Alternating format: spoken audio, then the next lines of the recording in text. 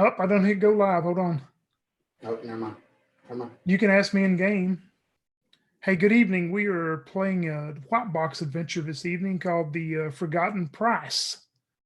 The background on this is the Brickelstein Academy of Uncanny Lore has hired our party to travel to the remote jungle region of Wigoba Resa to meet a local tribal elder and acquire a crate of their mineral water in exchange for some baubles and trinkets that you are taking to them from the academy.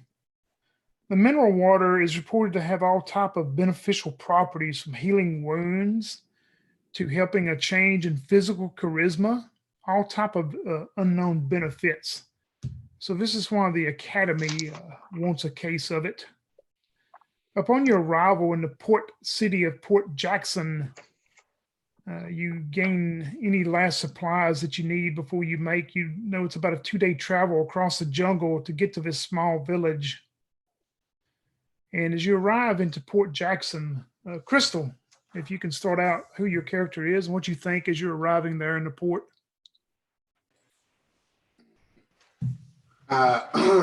Bumber Stump steps up off and looks around. He's packing a little pipe aggressively. Looks really frustrated just to be here. Behind him, following loyally, is his warhound named Strange. He says, "This is it, Strange. This is definitely it. This is the source of what's interfering with the growth of my cucumbers." He puts his pipe in his mouth as he lights it and takes a puff. He lets it out and says, "Yes, sir, my cucumbers will grow as soon as I get rid of this evil. I'll tell you what, Strange. Come on." And he begins to walk forward, leading the way towards this source of evil, which dare interfere with his cucumbers. Yes, what a shame. Nikki, who are you going to be playing? Jumping, twirling, kind of running all the time. Her body just always seems so full of energy. You see a tall, thin young woman. Her name is Bianca, and she is very excited to be here and just runs right up to Bumber Stump and says, "Skipty Boop, Bumber Snatch.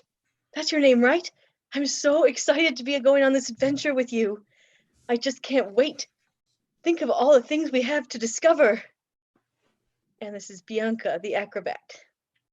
All right, sounds good. As we jump over to you, Mike. Sorrow is kind of stands out in the city, being semi-naked and of Aboriginal descent, with a bone halberd and a rough-looking scaly dog, clearly full of scabies and that. She basically looks around and quietly takes in all the busyness, and kind of retreats to one corner when she notices Bumber Stump and Bianca off towards a busier part of the thoroughfare. She makes her way over and says very quietly, "My name is Sorrow.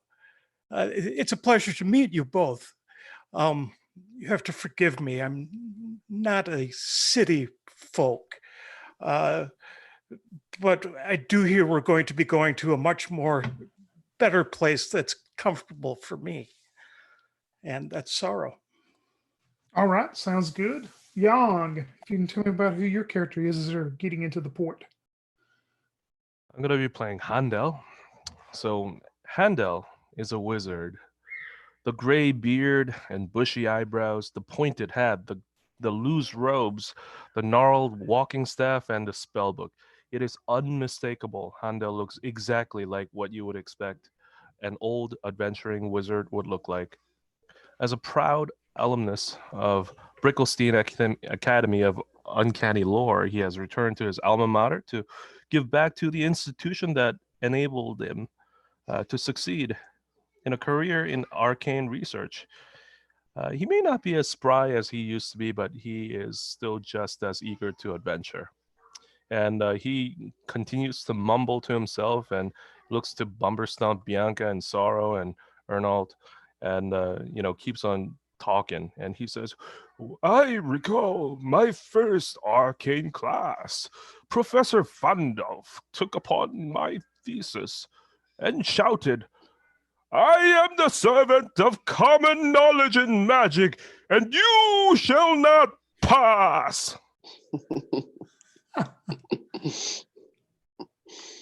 Oh, we will see how Handel makes it across these horrid jungle environment. And David, if you can round us out and tell us about who you're going to be playing. I'm playing Arnold Robert. He is not actually been hired by the Brickelstein Academy. It seems that in the past, he was caught trying to obtain some of their uncanny lore for himself, and now as repentance for that, he lends his talents to their endeavors, and he just kind of pulling up, he sweats off, he's sweating profusely, and he goes, what fresh hell have you brought me to, Handel? It's so hot. He goes and settles some gambling debts with some of the sailors on the boats, and jumps on the gangplank. All right, sounds good. And roll me your feathery deal. I believe you, what, 3 out of 6 you have? I do, yes. That was a 5. Yeah, you tried to maybe during the trip over here across the sea, maybe you tried to look at some of these. You understand y'all were bringing some crates of these baubles and trinkets and such to this village tribe. You tried your best to take a look at them just to make sure there wasn't any value in there. But unfortunately, every time you tried to, that there was somebody on the ship that was watching, or you just didn't get a good look at them. So it may be in the back of your mind that you're still thinking that maybe, they're really just all baubles and trinkets, worthless, or is anything good in there? Mm-hmm. But yeah, y'all arrive into the Port Jackson there, and it's a fairly small type town. I mean, it's not quite a city. There's probably about 2,000 people there, though. It's one of the larger ones. If you wanted to buy any last minute supplies or garner anything, the crates of baubles and trinkets that you are carrying are not that heavy. I mean, there's a couple of them. You can have plenty of. It's nothing. If you wanted to get some type of carrying deal to take them, but I mean, it's a very dense, thick jungle you're going through, and it's roughly about a 2-day journey that you're going to arrive into the village. And you would also know that just behind the village you're going to, it turns into jungle / hills and mountains at first, and then on further behind the village, it actually turns into a mountain range, and there's actually a volcano. And you understand by talking the port city there as you arrive that the volcano has been active recently. That evidently there has been some minor eruptions coming from it, but there have been no reports of any effects it's had on any of these outlying villages that are close or near it. Anything anybody would want to question or ask in the port before y'all actually leave out?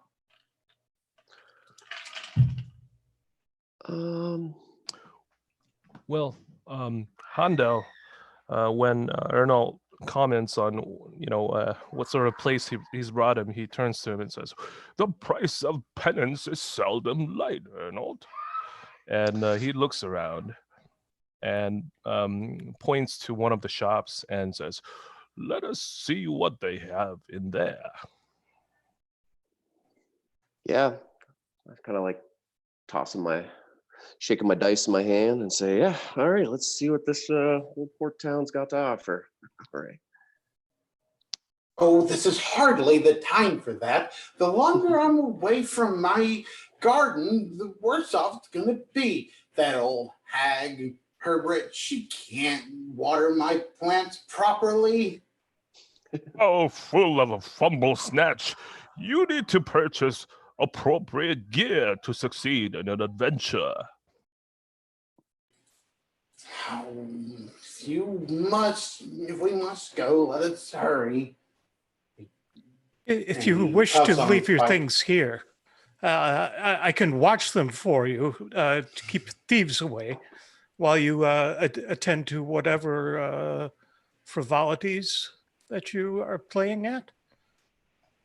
Well, that is most kind of you, Sorrow. I shall return soon. And the wizard hobbles towards the shop as quickly as he could, but he's not really succeeding. Bianca says, "Come on, Bumblebee, it'll be fun."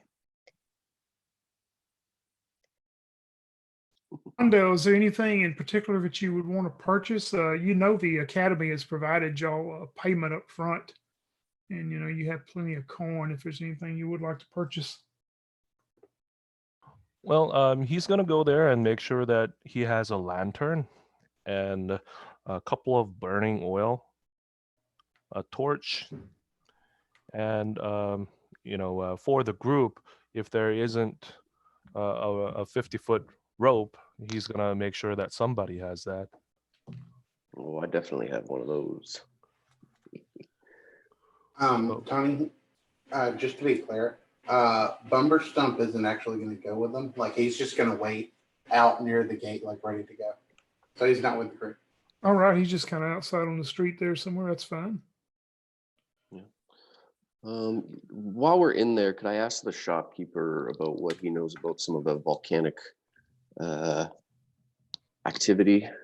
Yeah, perfect. He tells you that news has come down in the past several days from some of the you would know that this area is also in a jungle, but there's just quite a few different adventuring parties that go in and out of this jungle looking for, you know, hidden treasures and things. And he tells you that some of them have come back saying that the volcanic region there north of some of the smaller villages that they have actually erupted the past few days, and they've seen some flow coming down out of them, but they haven't actually talked to any villages that have seen any damage or destruction yet that they know of. Do the villagers tend to come to town? Not that far in. Most of these are very Okay. remote villages. The only ones that actually go to these villages would be these adventuring parties, or every once in a while, some people from the city will go, you know, with medical needs and stuff like that. Okay. I want to see if like maybe they have some sort of like a like tarp stick, kind of like a rain catcher that can be folded up and set up at night and collect dew or any sort of rain that might fall, so that we could get water. Oh yeah, perfect. You can definitely find it there at the shop. Okay. They can do that. Cool. Gotta stay hydrated. And Hondo's gonna make sure that we have a few metal spikes as well, because you could always use these metal spikes. Oh, absolutely. Yep, you're able to do that, Hondo. And while you're doing that, roll me 3d6 on your intelligence, and you need to get equal to or below.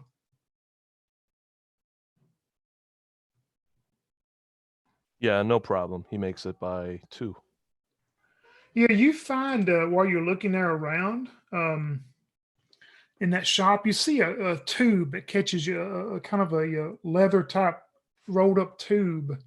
And as you go and open it up, you open it up and there's a rolled up piece of parchment in there, and you take it and look at it, and you get a tingle from it. You look at it and see there's some incantations wrote on it that you definitely know are magical.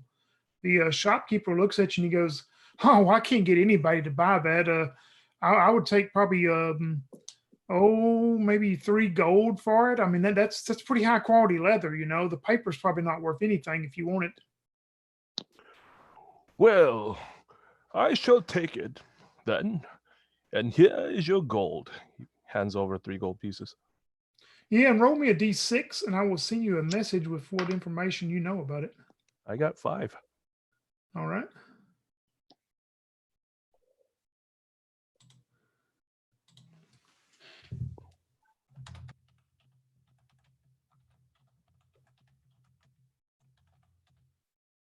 Yep. If you study it for just a moment and start reading some of the words in your mind, this is what you know that it is, Handel.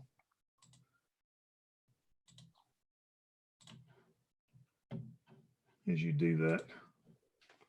But yeah, y'all get your gear together. You can still head out that day if you want to. You arrive pretty early that morning into the port city.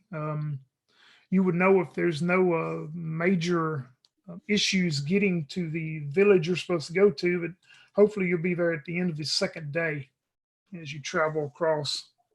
Y'all start out, and pretty much after you leave the city, it actually starts into the jungle area itself. I mean, it's very thick jungle as you go across during the day. Nothing happens during the day. The light starts fading. You know it's going to be dark.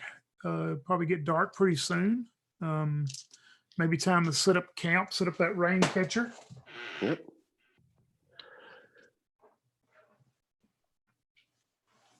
If there's any particular way y'all would want to set up, or if you want to do some particular watch order, let me know.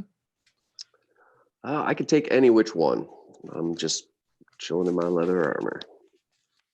I can take first watch if everybody is okay with that. Oh, I'll go last because I'll make breakfast, of course. None of you will be able to make it as good as breakfast as I can. Oh, you young ones, you can keep the watch, and I shall sleep through the night.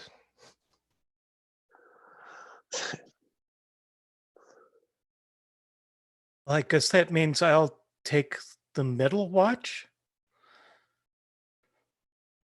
All right. Yeah. I kind of asked Sorrow if how they're feeling about finally getting kind of back to the environment that's a little more comfortable. Oh, I'm feeling wonderful to feel the Oh. earth beneath my feet again, and the wetness of the leaves against my skin. It's vibrant. I love this.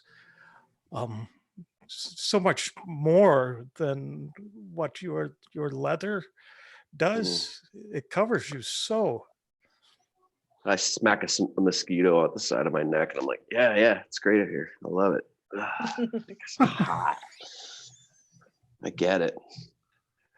She goes, I have something for that if you want. And Ooh. opens up her sack and hands him a small, oily, pasty leaf that opens up and has a salve in it. Ooh. So just rub that along the back of your neck. Oh, it smells terrible. Oh, okay, Yes. sure, okay. But the noses will no longer hurt you. This is true. All right. Thank you. Said, no problem. If you take off the rest of your leather and that, and let your skin breathe, I'm sure you won't create as much stink and draw the attention of other things. Yeah, that's true.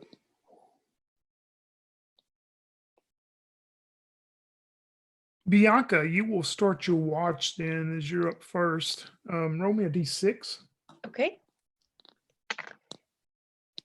5.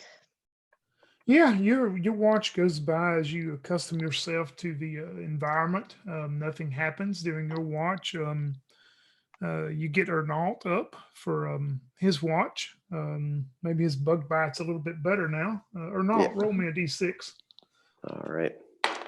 That is a 1. Oh, that is perfect, man. You say that. Maybe it's perfect, huh?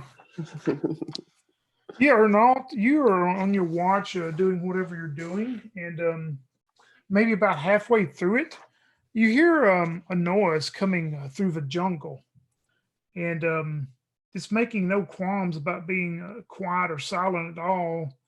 And as you're getting prepared to see what it is, this is what you're going to see step through the jungle into your camp. Maybe, let me see if I can get it over here, if it will work. Huh. It will not let me paste that photo for some reason. Let me try something else.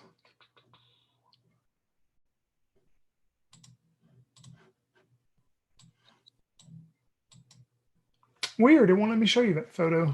It won't transfer it over for some reason. Let me go back to this real quick. See if it'll let me post it up here.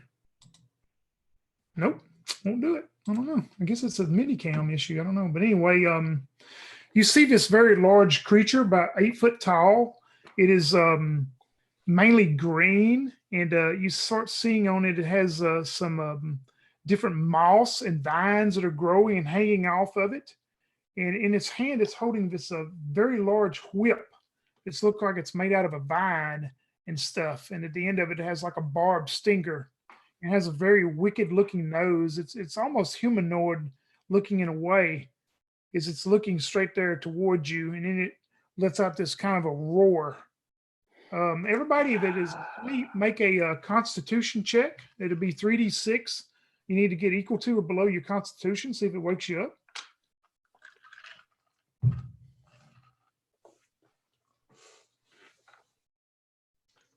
I need to get 3 below, you said? No, you need to get equal to or below Okay. your Constitution, just like any 3d6 check.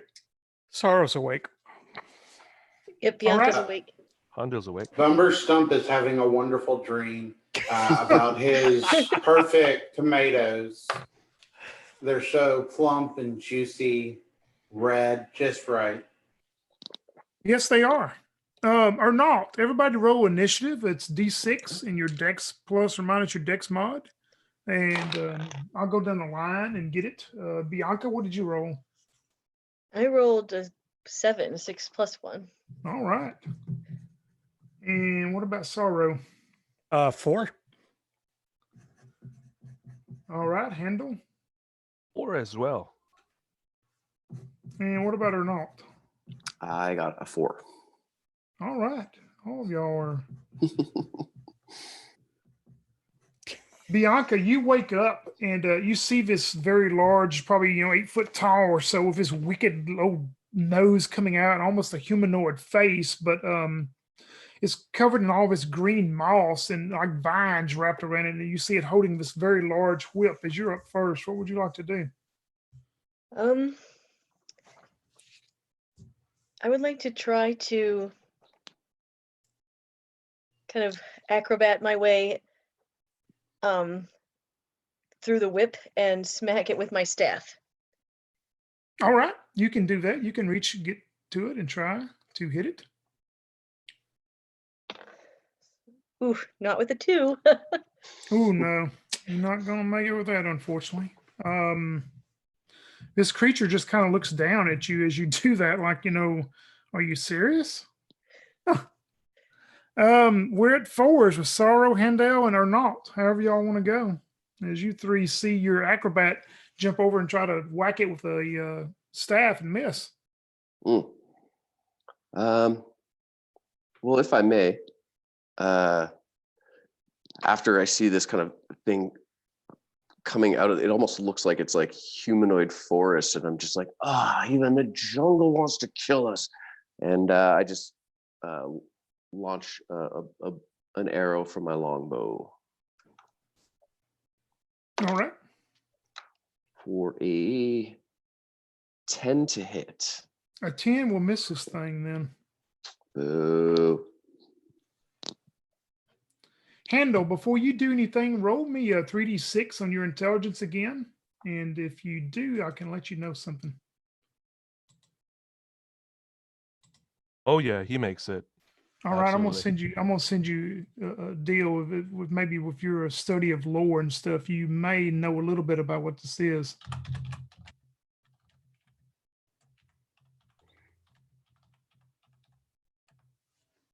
And it is up to Handle and Sorrow, however y'all want to go. Handel shouts out. He says, "It is a forest troll! Fly, you fools!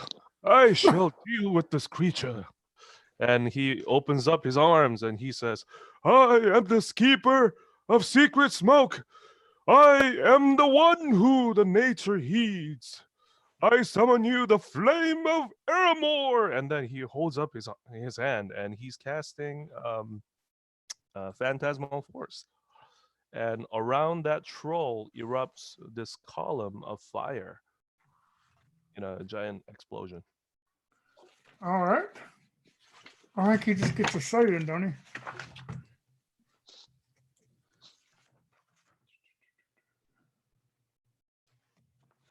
Yep, let's see if it works on him. For the save, because of his intelligence score, I believe the creatures have a penalty of -1. You see this creature as you do that, and the rest of you see, maybe you jump back a little bit, Bianca, as you see this wall of flame come up around this creature. You see it cower down in fear and let out a roar, and it takes running back into the jungle.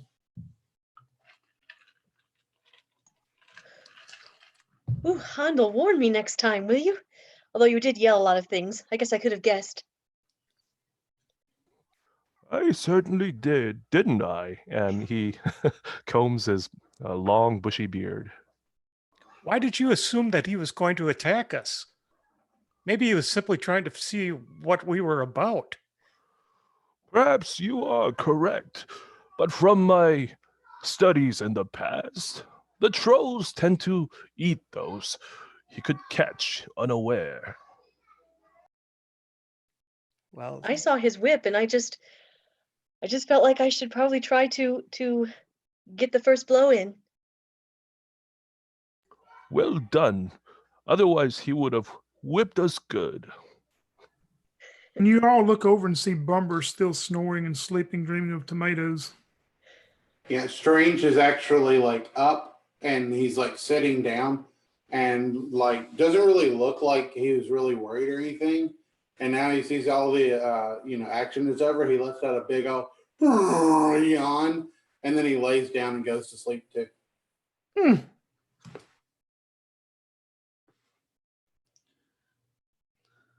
The last you hear is the footsteps of this forest troll, this jungle troll running back off away from your group. You hear it getting lighter and lighter away from your camp, as it would appear that what the great wizard has done has been effective on it. Well done, Handel. Fire, eh? Good call, old man. And then, as a reply, you hear him snore as he's already fallen asleep.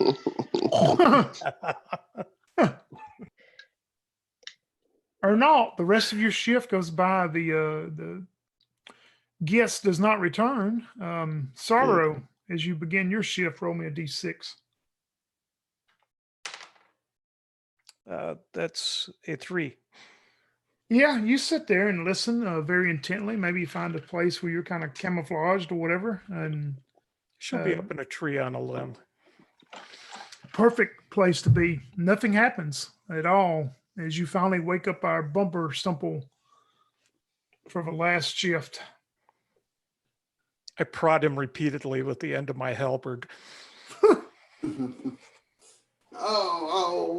Why'd you have to go and ruin that dream? I had eggplants and they were wonderful.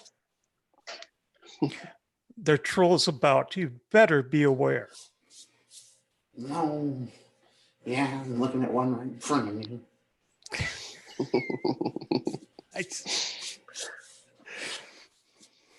She goes, well, I hope you are well rested. Yeah, I'll make breakfast. Don't you worry, don't you worry. Come on, Strange. Let's get our shift over with. Yeah, Bumper Crumple, roll me a d6 on your last watch before you get the breakfast going. 1d6. 1. Oh, that's just Wonderful. great.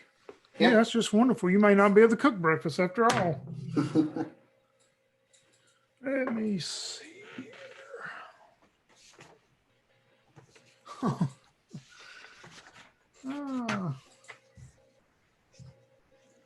Yeah, you're sitting there with your trusty pet, and let me see if it let me put this picture over. Try it and see. You hear something coming through the jungle area. It's not quite as loud as, of course, you didn't notice the troll or don't know anything about it besides what they told you, but it's not quite as loud, but it's making a movement through there. And you're going to see this figure, if it will let me add it. You will see this figure come out of the jungle and he's shirtless, wearing like a almost like a skirt, a leather top skirt. He has all these different paintings on his body, and he's holding this large axe, and just froth and stuff is running out of his mouth, and his eyes are wild and crazy looking, and there's like red painted on his face. He's running straight towards you, so roll initiative for us, Bumber. Okay. A 1. A 1? Oh no. Mhm. All right. He had a 5, so he is going to get to you before you're able to do anything. Oh wow, he beat my 1. Yeah, can you believe it? it? Can you believe that, huh? Let's see. He has this huge axe as he's running towards you, and he's just going to come down and try to swing and hit you with it. Wow, he's going to miss. He misses you, Nice. Bumber, with this axe. I mean, Nice. you can tell he's wild. I mean, he's just got this crazed look in him. And what would you like to do? Everyone else, you can roll a Constitution check to see if you wake up. I mean, it's not making much as noise as a troll did, but if you want to test your con. Arnold got a 12. Yep, and if you got equal to or under your con score, that is Oh, you're sorry. gonna be awake. That's exactly what my con score is. Yep, All you're right. good, man. You're waking up. Bianca's awake. All right. Again? Hondo's barely awake. Sorrow's wide awake. Wide awake, huh? Yep, y'all can get into the next round. I'll put you in. Bumber, what would you like to do as this big crazed berserker guys run by you? Okay. Well, let's see here. I didn't specify what I was going to change my spell, so I'll just say what I have, and neither of my spells are going to help me. I don't really want to waste my transformation because it just started the day, but I guess I'll have to. Bumber Stump is he's in a panic. He'll scream out, "A thing! Attack!" And then he will jump back and transform. And he is going to transform into a giant spider. All right. You have the stats. Cool. And all that? Yeah. All right. Yep, it's if you in got the the, stats, good enough. Okay, cool. Out of the book, you yeah. got 'em. Do I get its HP or do I just have my own HP? I can't remember. I'll give you the how many hit die does the spider have? Let me look. 2 + 2. You can have the spiders because you'll transform back to you if it goes down.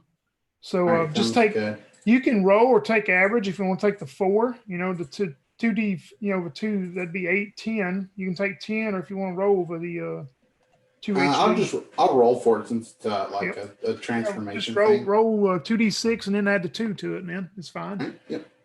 I have 8 temporary hit points.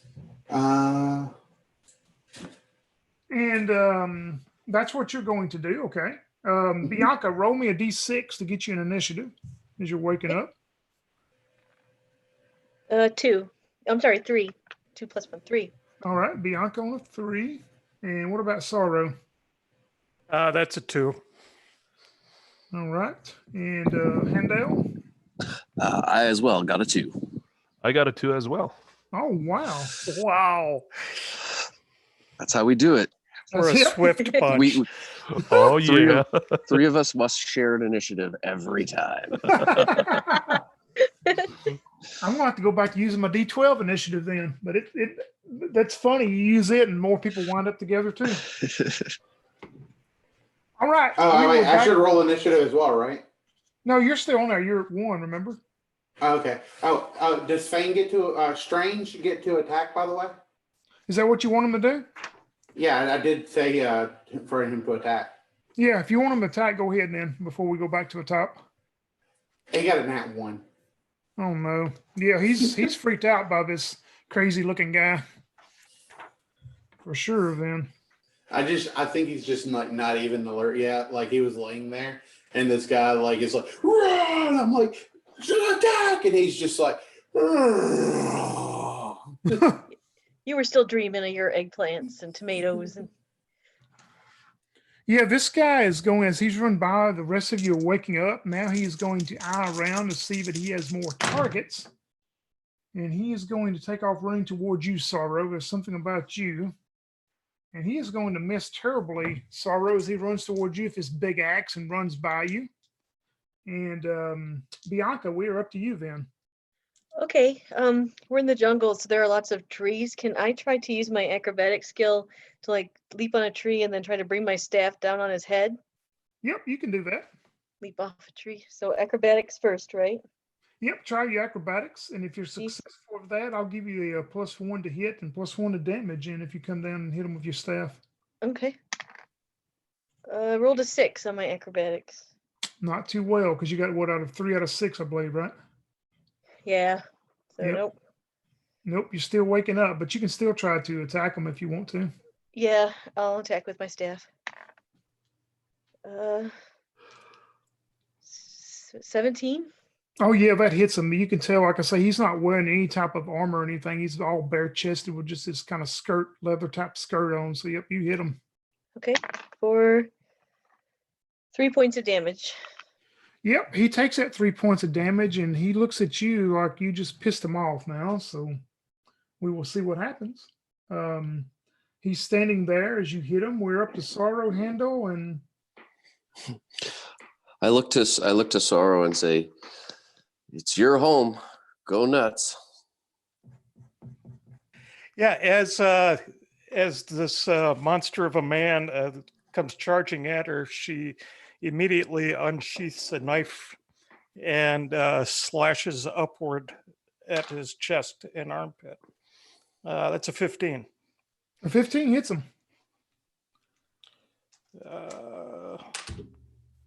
That's 4 points. Yeah, you take a good chunk out of him. He is still standing. He doesn't look too happy at all, for sure. Now, as that is done, Arnault, you and Handor's up still. I say, "Do that. Do what you did with the troll, man. Say, get him out of here." Yeah, Handel rubs his eyes. Oh, I'm sorry. All right, Handle, come on with it. Yeah, he rubs his eyes and he wakes up and says, "Oh, what is all this racket you're making, Bumberstump? I was enjoying my sleep." And his eyes widely open, and says, "My fellow, you seem like you should relax and get some sleep yourself." And starts casting sleep upon this behemoth of a man. Is he able to isolate him, or is he going to put, a couple of his fellows at fellows to sleep as well? I'm going to say that you can target just him. Roll 1d6. 1d6. I got 3. A 3. Yes, sir. Yeah, you see this guy. His eyes are real wild, and they start kind of closing some, and he starts nodding off. And he looks at you, and he starts running towards you, Handle, and it just stumbles down and falls to the ground. It seems that you have put him to sleep. Handel lets out a huge sigh of relief and looks to Ernault and says, "You are going to protect me if the guy came charging at me. What you?" Absolutely.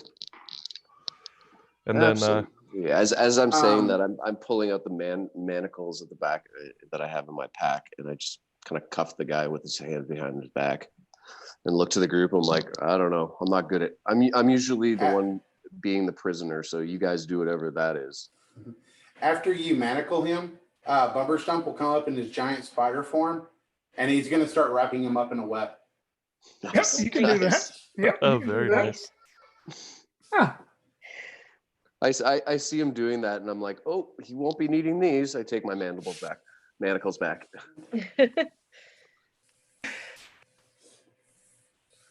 I hope you won't be feeding on his juice, Bumberstump.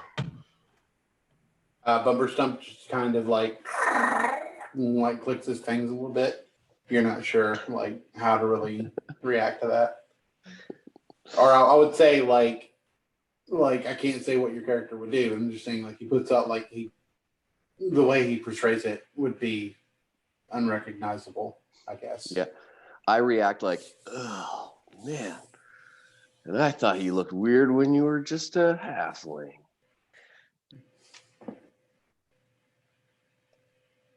Do y'all want to? Are you going to dispatch him, Bumber? You say? No, don't kill him. I mean, if they give Bumber a chance to eat him, he'll totally eat him. But if they specifically say don't eat him, then Bumber will not. Yeah, Handel, holds up his hand and he's waving at Bumber's thumb so that he's not gonna melt his insides and and drink the juice from the inside the husk. So Sorrow wipes the blood off her knife blade and she says, "You should just go ahead and kill him. He'll be an extra body to drag around with us. We need to be light and maneuverable." I say there's something odd about the fellow. And he starts casting detect magic on him.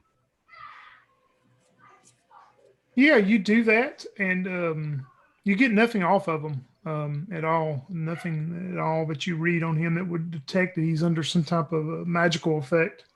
Okay.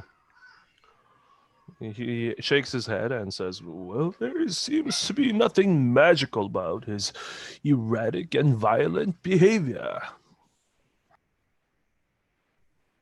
Maybe he's just a crazy guy.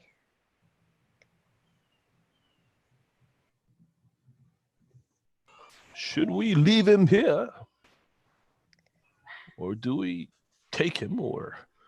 I don't think we can take him. I think Sorrow's right. Through the jungle, that wouldn't be very maneuverable. I say we let the spider have it. I agree.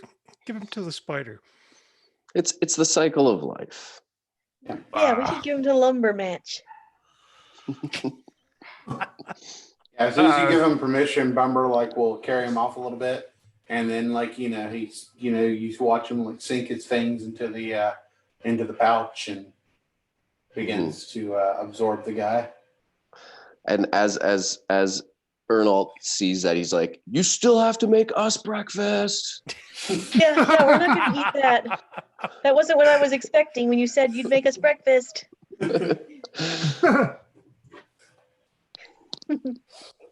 So, Bumper, you still going to make breakfast for everyone else? Man, I mean, he doesn't want to come out a giant spider for him now, but he did promise breakfast. So, yeah, after he eats the guy, he'll then transform back and get his clothes back on, and then make you're breakfast. able to get back to your normal self and make breakfast. Y'all may start out a little bit later this second morning, more so than what you would like to. Be able to make breakfast, get everything together, head back on the little map that's been given to you. And speaking of that, you go back, head that way on day 2, and the day goes by pretty much the same. It seems to be a little quieter in this region of the jungles. I mean, you hear some of the creatures and stuff in the forest, but as far as overall, from the first day, it's much quieter as you get that way. And you set up camp that evening, the same type of formation with Bianca going first. And Bianca, roll me a d6. Okay. 4. Yeah, your watch goes by fairly quiet. Nothing happens as you get up Arnault for his watch.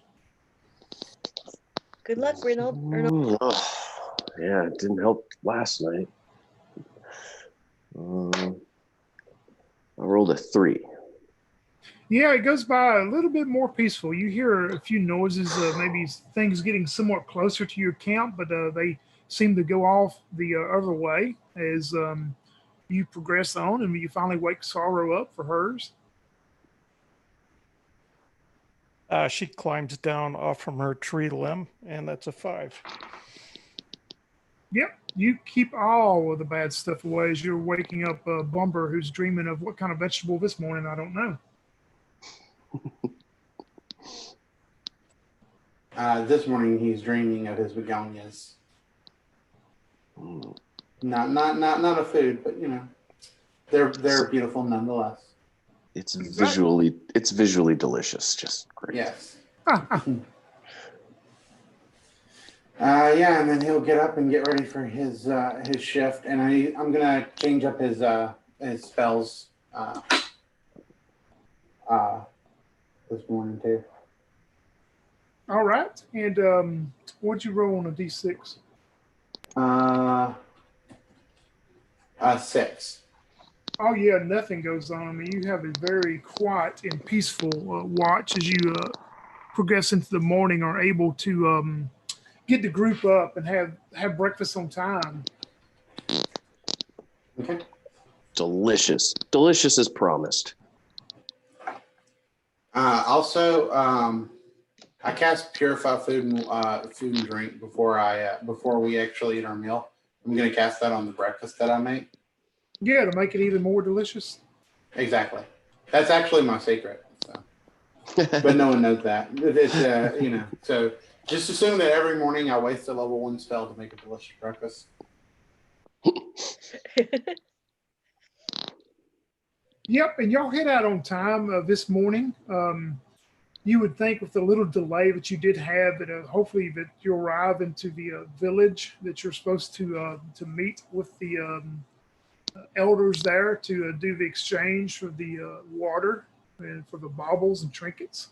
As you get closer about mid-morning, you start smelling like a smell of burnt trees and stuff. I mean, you can tell maybe now, and you look further in the distance and you see smoke coming from on past where these villages are. You see the smoke coming from the mountain and hill range itself, and deduce enough to know that it's probably the volcanoes that were spoken of in the news that have been reported back to the port city.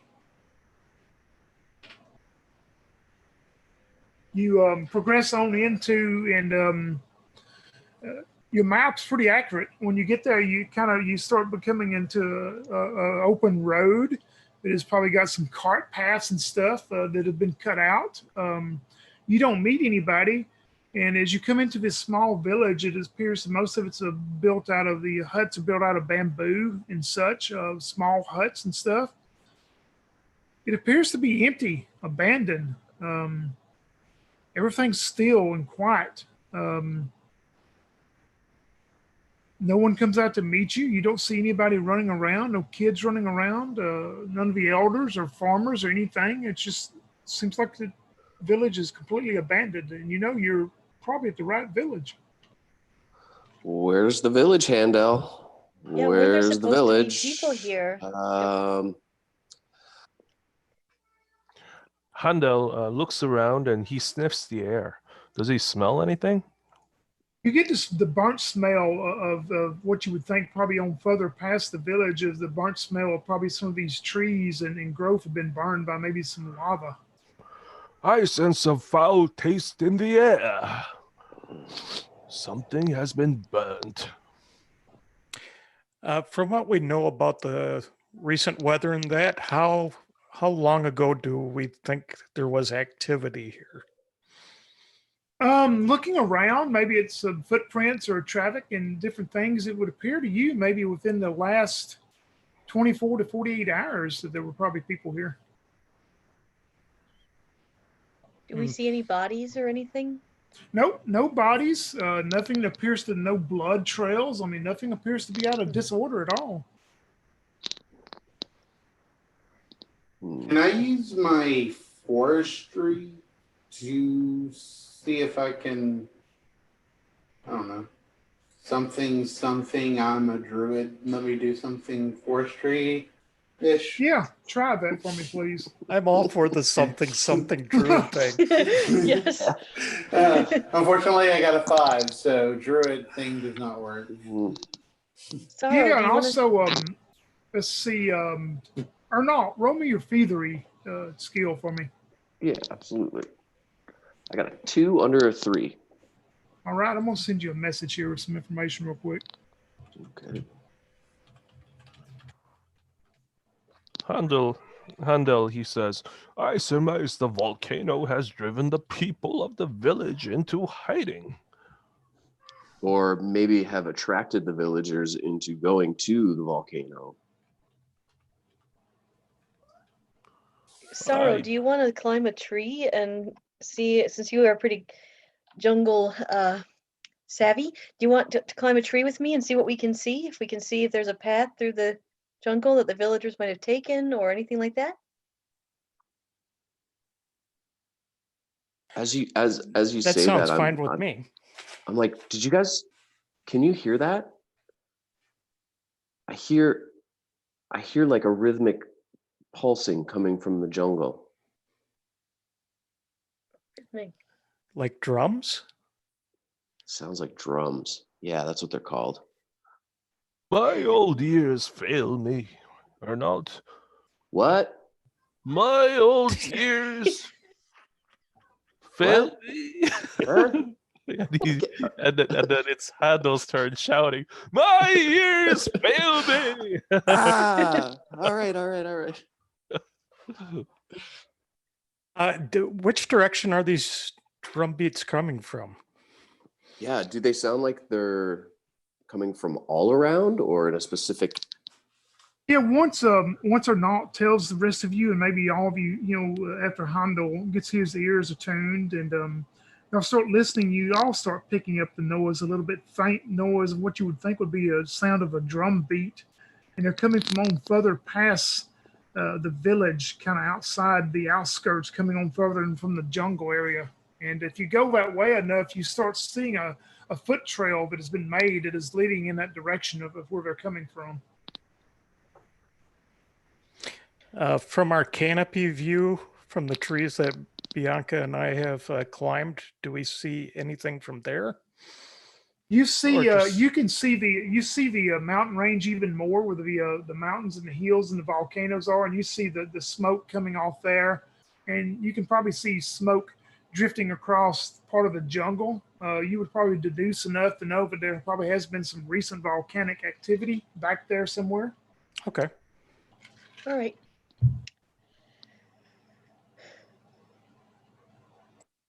And the sound of these drums are coming from that direction, like you would have to go that direction towards the hill and mountains on further into the jungle. Well, that's it. That's what's making my cucumber shrink. We got to go take care of that drumming. Oh, yeah. Yeah, that makes sense. Let's do this. And you see the wizard shaking his head, and he face palms. Oh, come on, Handel. Aren't you up for one more adventure? Don't you want one more adventure? I mean, it's obvious that you're on your way out, so don't you want to do one more thing before you go? Adventure is not what I'm referring to. And then he sighs. And he hobbles along. He's obviously the last one in the party. Yeah, you can progress along this foot trail. You see it's about wide enough that maybe 2 or 3 people in width wide have been walking, and you can tell it's probably fairly recent after it veers off of the normal trails and going that way. You can tell it's probably made pretty recently. You will follow it for probably a good, what you would think would be 15 minutes. And as you do, you come into a more open area, and you see this large temple, what you would think is some type of large temple with these stairs leading up to it, about a 20-foot stone stairs leading up to it. And you see the 2 doors are closed, and you can hear the drum beats coming from inside of this temple on further in somewhere. There's no one outside. You don't see anyone or anything on the outside at all.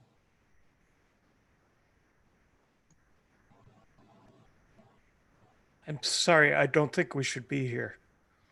This seems like something we're intruding on.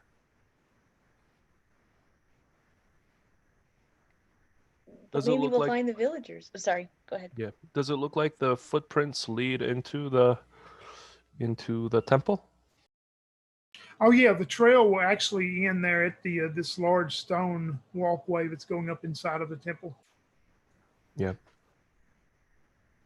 We should wait until they're finished. Well, how long will that be? Maybe in the meantime, we can like take a trip around the temple, I'm all for that. or does it get like kind of stuck within like a heavy jungle? Yeah, you notice that maybe you could walk around part of the edges, but then you see that it appears the rest of the temple, the interior of the temple and the building itself is going to be just covered up by growth. Mm.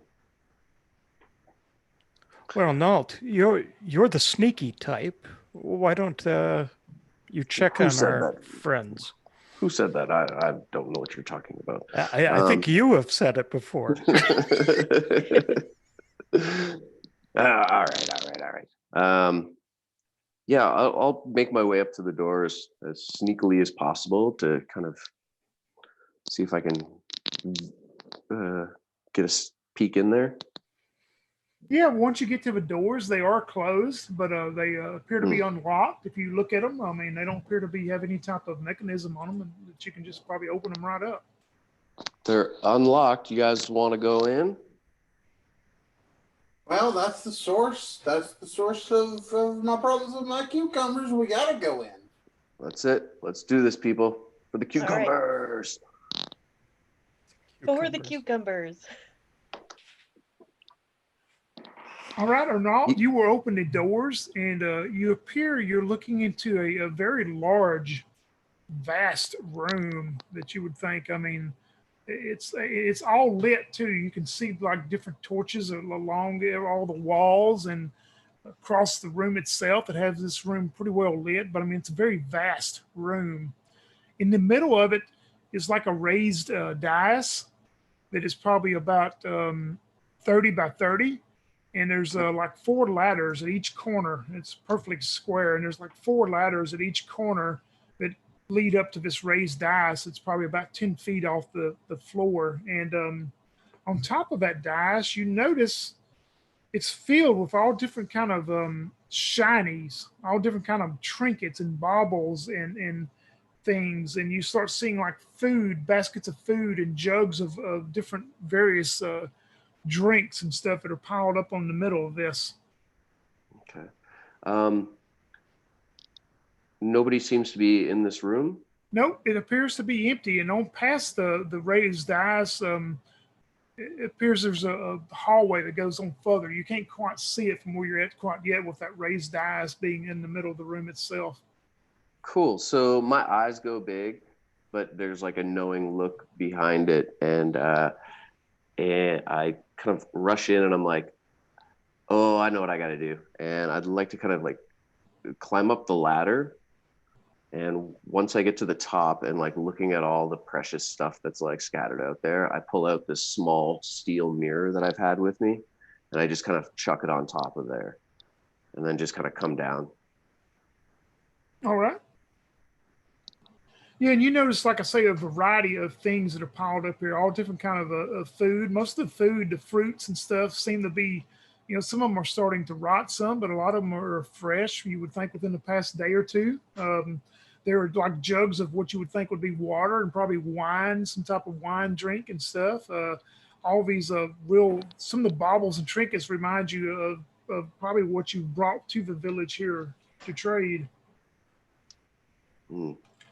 And you do notice one other thing over in the, you come in from the south and you're kind of in the middle of the room. You notice over in the northwest corner, there's a statue that's covers about a 10-foot radius. And in this statue, it has a depiction of probably just a normal villager dressed in very simple garments, holding 2 baskets in their hands. One basket is filled with food, and the other basket is filled with like jugs of something, but it's like a stone statue.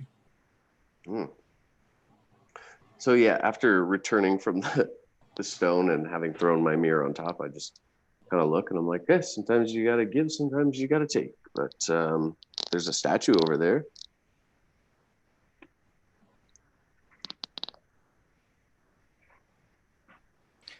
Sarah still is standing in the doorway. She's watching all this.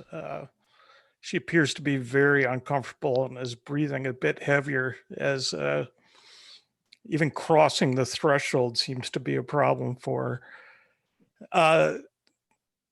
I think we should leave this to them. These are their things. We came for the water, not everything else. Well, we just gotta find them. We're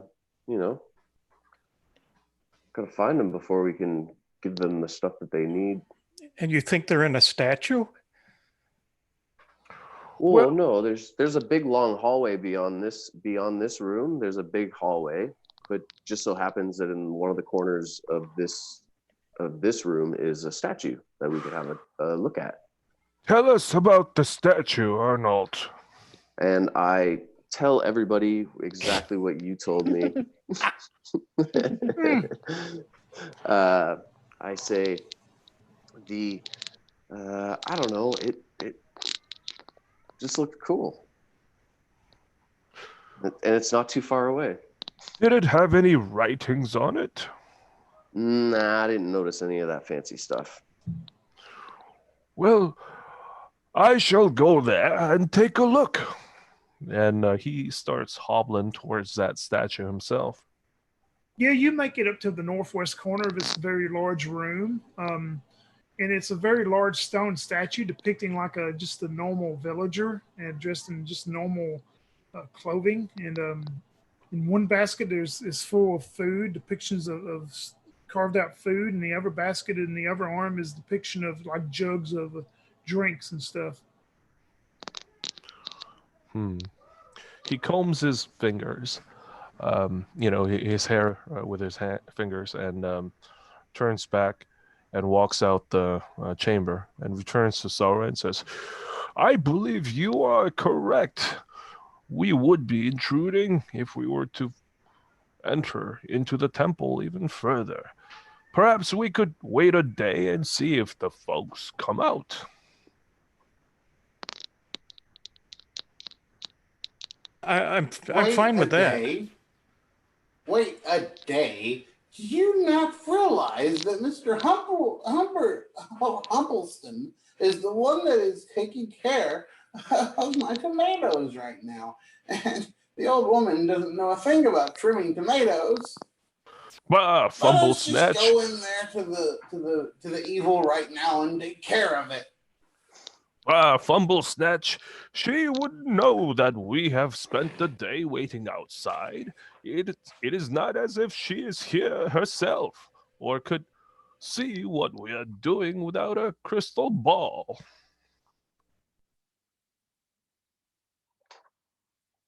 I'm all for the wait.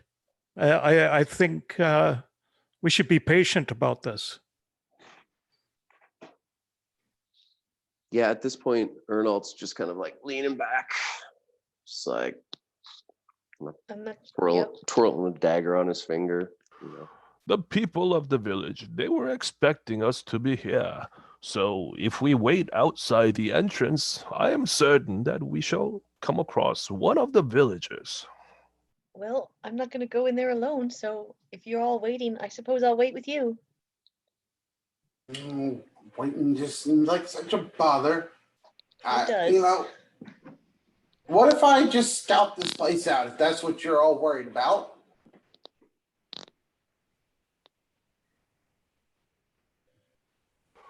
We do not wish to offend the people of the village by intruding upon their sacred place, Fumble Snatch. That is the reason why we wait out here for a day. It is not as if we're going to wait a week or a year. Just a day, I would say. If you're so impatient, then how about we make a compromise and wait half a day? We can wait a day if that's really what you want to do. If that's really what you want to do, we'll wait a day. Sorrow sighs with relief and says, I'd be much comfortable with a day. And she will begin to sort of make camp, go about her making camp duties. You as want to she make the has. camp just outside of the temple entrance there, somewhere close on the path? Yeah. Yep, you can do that. It's probably late afternoon by now. Or at least she's starting. Hey, Tony, is there any writings on the temple wall? No, you didn't notice any type of writings. You didn't notice any kind of writings or carvings in the statue either.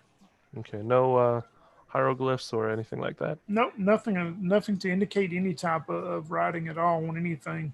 Okay. Hey, Tony. While everyone's getting set up, Bumper Stump is going to have Strange kind of stay in the camp and hold his place. And he's going to step off like to the side, and he's going to transform. Yeah, into the evening, on the evening, sure. What you going to do? Transform into? He's going to transform into a bat. All right. And so, you know, he goes back and he comes out, and he's going to go ahead into the cave and just go fly around bat like. Yeah, you're going to fly back into the temple? Back into the temple there? Yep. Which area do you want to, in that main room, or are you going to start down that hallway? Nice. I'm going to start down the hallway, and I'm going to try and use my echolocation and basically map out the area. Yeah, we're going to go down in here anyway. Yeah, this hallway, it's well lit too, pretty much. I mean, along the way, there's torches. Of course, I mean, you wouldn't bother you, but you would think 60, 70 feet long. And when you come to the end of it, there's two large stone doors, much like the entrance door. There's two large stone doors that are closed.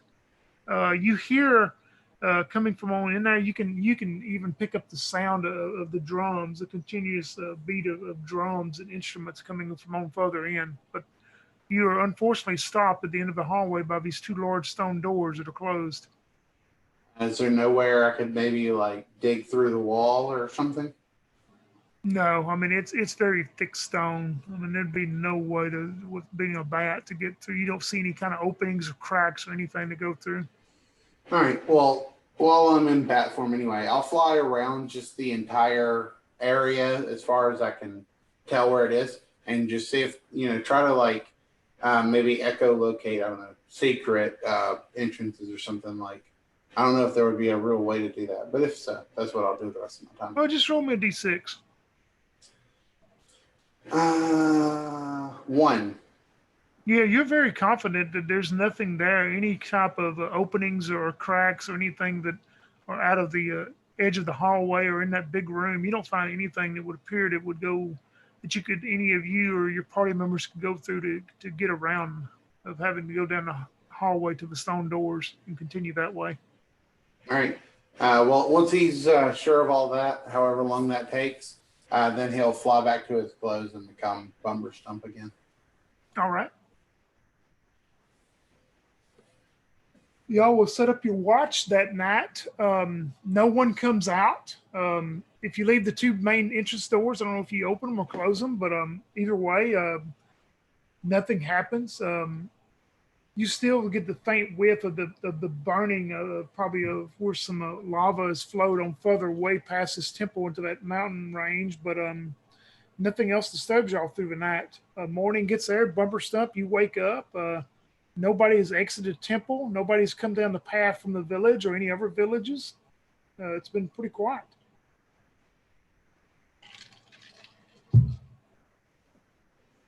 Yeah, Aaron Holt's kind of like, oh, all right.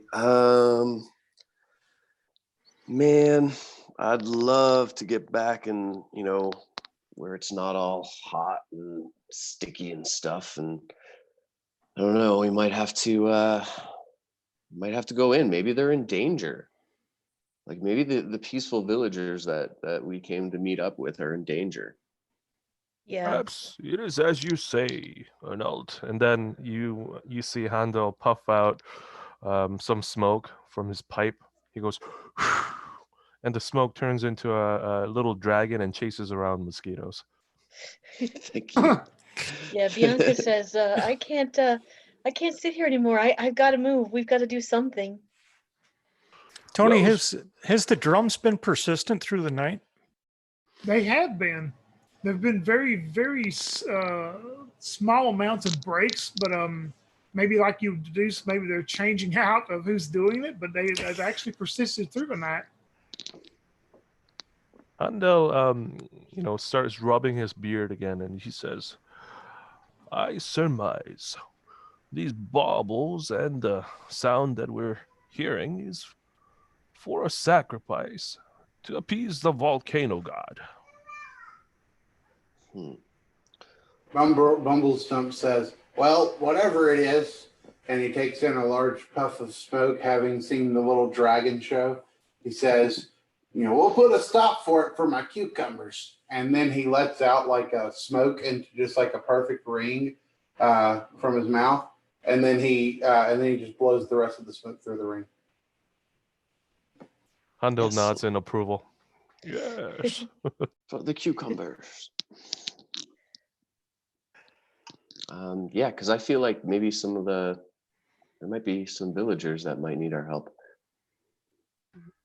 I look towards Sorrow for her approval, since we have waited for about a day or so. She'll nod hesitantly. Perhaps we should. Yeah. At least we should respectfully take a look. Maybe announce ourselves as we come in? Perhaps so, but well, Bumberstump, why don't you take the lead and take us in? Oh, very well. If I must. And he will get up and lead the way for the party into the cave. Yep, you lead them down that hallway there, and it's the same. It's exactly like the two stone doors at the end of this hallway are still closed, much like when you locate them as your bat form. So he'll light up his oil lamp. He has a clay oil lamp that he lights up. Yeah, like And, I say, now this area is well lit. I mean, you can do that if you want to, but I mean, everything's been pretty well lit so far. Okay, sorry. So he'll just instead, they were talking about announcing themselves. So when they get to that door, he'll take his his staff that his little walkie cane he walks with, and he'll use the club end of it to like doom doom doom against the door. You do that, and nothing. You still hear the on further end somewhere. You still hear sound of drums. You get the drums don't stop. They don't pick up. They don't lower. The sound stays the same. You wait however long you want to wait. Nothing happens. Nobody comes to the door. Bumber will he puts his cane under him, and he takes a toke on his pipe and says, well, I say we waited long enough. Let's go in. And then he will put his hand to the door and begin to push it open. Yeah, it opens very easily. And when you do, you walk into another very large room, like the main room you come in. The only difference with this room is two things. It's circular. The room's almost perfectly circular, but it's huge. It's as huge as the first room or bigger. But the area you're on is like you're on a raised platform. You can see that where you're at, this part is raised probably 20 feet off the ground, higher than the room on further in.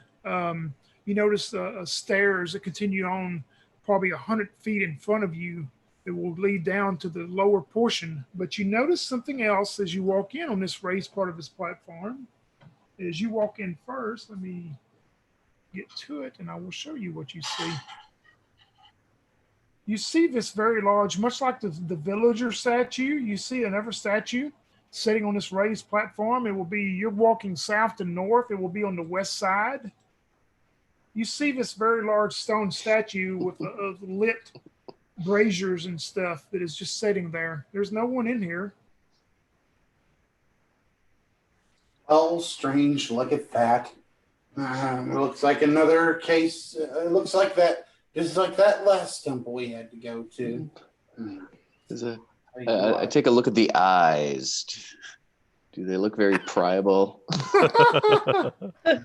No. Oh, it's in your nature, so go ahead.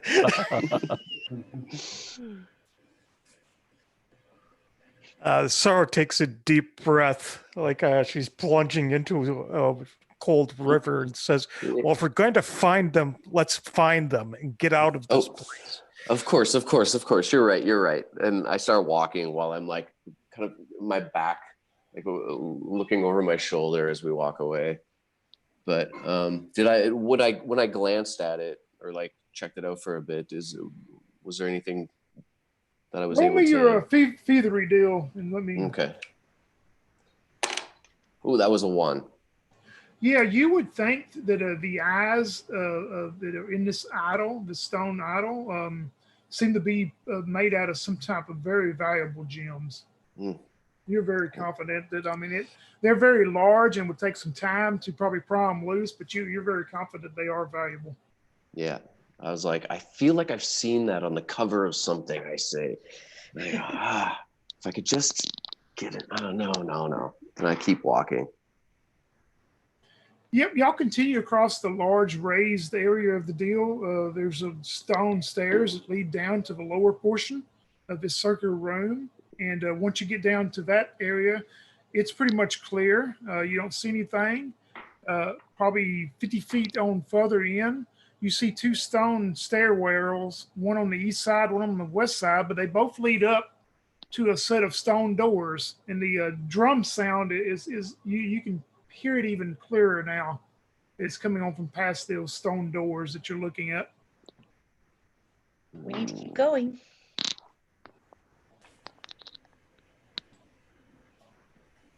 Yeah, we do. I don't know, man. Remember how I gave something at the beginning, and then I was like, sometimes you give something, and then sometimes you take something. I'm just thinking about those eyes. Those are nice. All right, let's go forward. I have to say, recall the time that you were caught in the academy, Arnold. Yeah, well, I never claim to be good at what I do. I just do what I do. Well, we shall have to be a little more careful this time around. It's true. And he taps his staff on the ground, and the little gem atop his mage's staff begins to glow. He casts light. All right. Bumber Stumple, are you going to approach these 2 stone doors? Yep. He will go ahead and approach the 2 stone doors. And it is getting dark now? No, it's still fairly well lit. Okay. All right. Making sure. Okay. So yeah, he'll go up to those 2 doors then, and he will take his club cane and knock on the doors again and trying to introduce himself. Yeah, you do that. Same response. The drums continue to persist banging and beating. You do actually hear different voices in here, though. You can hear like people talking and things. Nothing very loud, but you can actually hear voices coming from beyond this door. Do they sound like they're chanting? Roll me a d6. 5.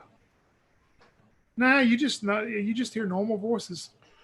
Tony, I forgot to ask you when we were passing by the statue earlier. Do I recognize the statue from any place? Roll me a 3d6 on your intelligence. No, I'm sorry, roll 4. It'll be 4d6. Roll me 4d6 on intelligence. Okay, that's 7, 9, 10, under 15. Yep.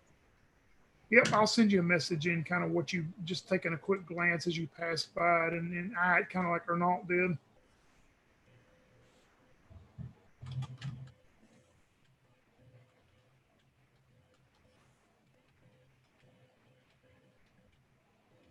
What do you think, Mumble Bunch? Should we go in these doors too? Oh yeah. Once they take a minute to respond or whatever, they don't do anything. Then he'll aggravatedly go. Well, we announced ourselves, and he'll push the doors open. Handel, right before he pushes it open, he's going to hold up his hand and says, I just happen to recall that the statue that we passed earlier, I have seen it before in the Book of Demons. I knew I felt very uneasy as I passed, but I do recognize that it's some sort of a demon god. Is this the same place that you've seen it, Arnault? No, mine was on some sort of guide or like handbook or I don't know, maybe just graffiti. But just the gems themselves, yeah, I don't know about any of that demon stuff. But I tend to deal in currency. If we were to go forward, I'd say we ought to expect some sort of demon cultist. Well, one man's demon is another man's god. And vice versa, if you get what I mean. I hear you. It doesn't mean they won't have the water. Exactly. They may have the water, but they may exact a heavier sacrifice on our part. Well, again, they may just have the people that have our water. That too, yes. Let us expect the worst as we go past this door. I will be prepared to jump back out of the way. Well, whatever we got to do to get to the open skies again. I don't care about a canopy, but this stone makes me a little itchy. Handel takes out that little leather pouch that he's got from the store back at the village and pulls out that scroll just to... All right. Bumper Fumble, you going to open the door now? Yep. You open the door and you take in a lot when you look in. This room is the largest room yet. It's perfectly square, but there's quite a few different things that you see that you take in your eyes do as you open the door. You see a vast number of people in different areas of this room. I mean, there's just uncountable, innumerable people in here. You can tell that they're all villagers, you would think, by the ones you see. Another main difference you notice is in the middle of this room, there is a very large, you would probably think, let's see, 10, 20, 30. Oh, it's a good 100 by 100 round pool of water that is in the center of this room. And on each four sides, the side you're coming in, the south, the east, the west, the north, there is a bridge, stairwell bridge. In fact, the way you're going in, you walk up these stairs to get to like this platform that goes across the top of the pool itself. But you see villagers, you see some of them are in the pool, swimming around, bathing and stuff. You see villagers are drinking and eating in different places. You see some of the people are dressed, you can tell it's probably the more warrior types. Some of them have spears and different daggers and things. And on top of this platform where the four areas kind of meet in the center on the top of this pool, you see these two figures that are sitting there. You cannot tell from this point, from where you're at, you cannot tell if it's actually, if they're painted red or if it's actually blood. I mean, you can't really tell. And they seem to be doing some kind of incantations and stuff, talking and speaking, and you see the drummers around them, kind of circled around them. And as you are you the ones responsible for my cucumbers? As you go in and say that, Bumber, roll me a saving throw. Oh, good. 6. I'm pretty sure that's a fail no matter what. Yeah, I will Mine was only 11. Yeah. I will send you a message on what you feel.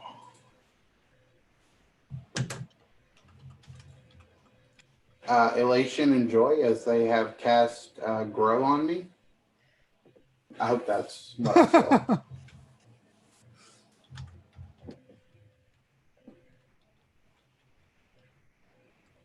All right, that's what happens to you as you enter the room. Do I notice any sort of? Do I notice them kind of moving as Bumberstump does that?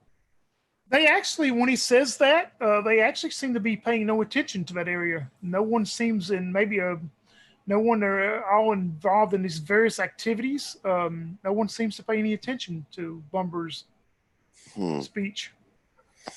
Oh, well, never mind, Bumber says as he throws his cane down to the ground. And he begins to strip his clothing off as he begins to walk towards the pool. I gotta swim now anyway. Swim, but what about your cucumbers? Well, I'm sure the swimming is somehow going to take care of my cucumbers. That's what I have to do. I have to swim in this pool in order to take care of my cucumbers. Oh boy. The rest of And you he see begins to- Bumber begin to do this, and he is walking straight towards to enter into the pool. I feel there's vile magic in the air, in this chamber. Let us not enter unless we wish to fall afoul of it like Bumberstump. Is there any way I can, like, I guess, try to stop him from going in? Like, do you like, want to go like- into? Yeah, you want to go into the room and try to grab him? I'll just be like, yo, dude, we got to do. I think we're here for something a little more than a swim. Yeah, Sorry. Stop. or not. If you enter the room, make me a saving throw. Yeah. Okay. Against, sorry, or no, Just it's single. straight It's, up. Yeah. All right, I got 11. And is it magical or no? Wait. Oh, plus 2 to Yours- traps. Never mind. I have Yeah. 15. I saved. Yeah, you feel uneasy for just a moment, but then you kind of snap out of it. Bumper is still walking. Do you want to try to grab him or something? Or? I would. Yeah, I'd love to. Just like by the scruff of his collar. Just like, yo, stop! I don't think you're doing this in your own free will. You do that. 2 things are going to happen. Or not, you and Bumper both roll initiative. Okay. 4. 6. All right. Bumper is going to resist you, of course, but you also see Arnault. As you do that, you see a couple of the warrior types that are armed with these spears. They've seen you now, and when you reach out and grab Bumper like that, they are coming towards you. They will be to you pretty quickly, and they don't look too happy. I'm like, whoa, wait a minute. No, you got the wrong guy. I don't know what to, we're just gonna get out of here. And I kind of look up at the crew and I'm like, help. Bumper, you got a 6, so you've got to go swimming. What are you going to do? Yeah, it's like, so Bumber, as he gets grabbed by the collar and, is getting pulled back, he's like, hey, what are you doing? Stop, I gotta fix my cucumbers. And he gets mad and will transform into a snake. Why did it have? Oh, wow. Why did it have to be snakes? That's sweet. All So right. his clothes come off and he'll take off towards the pool. All right. Arnault, you're in the room. You're up next. These 2 warriors are coming towards you with their spears lowered. Handel yells out, "Fly, you fools! Out the door!"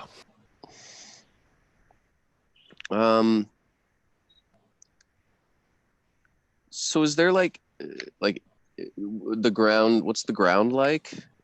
It's all stone. It's all this areas of stone. large Okay. stone floor. Exactly. It's not like a beach or anything like that. Nope, not at all. Okay. I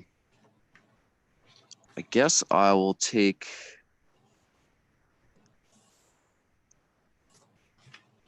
I'm gonna take off and join. I'm gonna try to run away from these guys and meet up with these guys and be like, we need to get into this pool. And well, I guess I'll say that if I get there. Are you gonna run? You're gonna run back towards the rest of the party, but I the do, yeah. doorway? I'm kind of like, what the hell?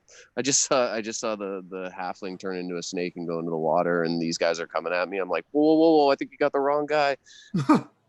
Yeah, once you start back towards your party and everything, they seem to stop. I mean, they're still watching you, but they're not advancing on you anymore as you move back to the stone doors. Yeah, and I let the party know. I'm like, okay, well, I don't know, something got into Bumber Stump, and he's now in the water. And I don't think we should go into the water, but we need to go into the water and get him out. How far away are these two figures that are, holding this ritual up there? Oh wow, they're a good. They're probably 150 feet from you. 150 feet. Okay. I mean, they're very far, maybe even further than that, because this pool in the middle of the room is huge. I mean, it's a huge pool. So very good, 150 to 200 feet at the most.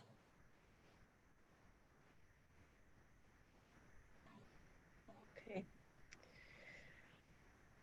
Sorrow is scanning the room, just doing a quick threat assessment as far as where entrances, exits, people that are moving about, people that could be hostile. Yeah, you notice, like I say, you see, if you don't actually step in, but just kind of look in and glance, you see people everywhere. You see no other doors leading out of this area. I mean, that you get a quick glance, but this room is vast. I mean, it's the biggest room you've been in. Okay. Handel's gonna say, let me have a better look. And he's gonna stand right outside that door and he'll squint and have a better look. Does he recognize what sort of ritual they're doing? Or, any idea exactly what they're doing? Nothing you would not know. Nothing comes to mind at all. I mean, you ponder and nothing comes to mind. But I do see what looks like blood, right? You would think maybe that's blood on them. You don't know if it's blood or some type of paint from where you're at. They're too far away. Okay. Well, he doesn't believe that because he's just seen a statue of a demon god outside. So he's going to assume that this is some sort of a vile cult doing a ritual. Are these people dressed the same way as the man who attacked us earlier? They are not. These people, most of the people you see are these villager types, except the warriors. I mean, they maybe have some face paint and stuff on, but nothing like the berserker. No, different. Okay. When I look up, what does the ceiling look like? It is high. I mean, the ceiling is probably, you would think, 40 or 50 feet high or higher. I mean, it's vast. Okay. So this is what Handel's going to do. He's going to raise up his hand and he'll cast Phantasmal Force. And the range of that spell is 240 feet. And when the spell is cast, a realistic illusion comes up. And if the viewers believe it, they could take real damage from it. So what Handel's going to do is he's going to stretch out his hand and says, "Oh, by the powers of the great flames on the earth, fall down and crush these infidels." And as he does so, a column, like a circular, a cut is made on the ceiling, and it starts sliding down and whoosh, falls down upon these two figures that are in the center of the room. All right, you center it on where they are, okay? Yeah, where they are, and this gigantic column of ceiling is collapsing down upon them. All right, before I result of what that happens, Bumber Stump, as you enter the water, it feels very refreshing. You notice some of the other ones when you enter the water as the snake, they look at you and has no effect on you. You being a snake, but roll me 2d6, Bumber, Okay. and let me know the total. 9. All right. Wow. Roll me a d6, 1d6. 3. All right. I'll send you a message what happens.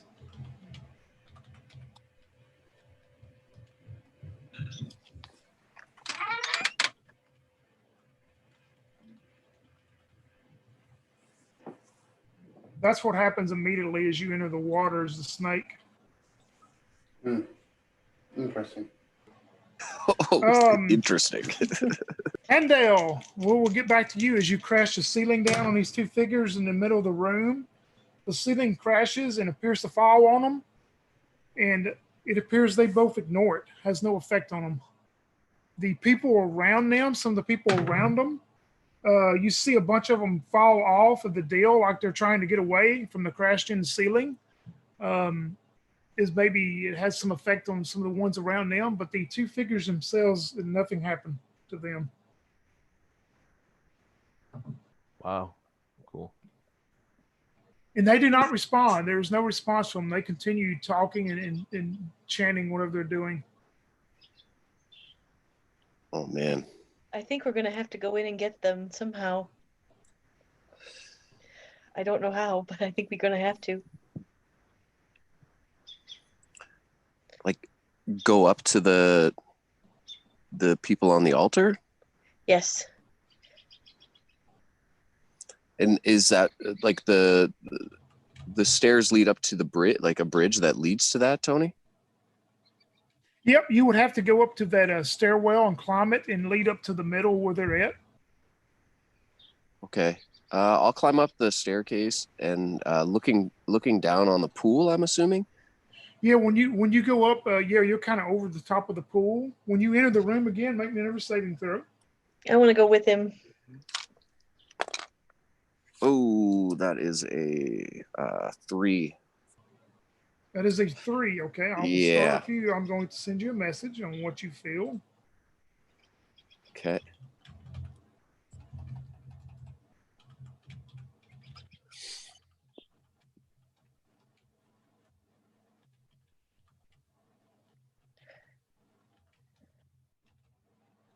All right, Bianca, you're going in the room. Make me a saving throw. Okay. That is a 12, which I believe makes it. Right? The saving throws are 11, right? Yep, so you make it. Nothing happens, but you see something happening to Ernault that is right in front of you if he wants to take it from here. So Ernault kind of looks back a little bit and then immediately gets up and with all his gracefulness jumps off the bridge and twirling around until he finally goes into a belly flop, landing into this water. He looks so graceful at first, but he just ended with and I am now submerged in the water. Yep. Now Ernault has went for a swim. Ernault, roll me 2d6 as you enter the water. 2d6 and total one for me. That's going to be a 6. All right. I will send you a message on what happens. Oh, it's getting good now.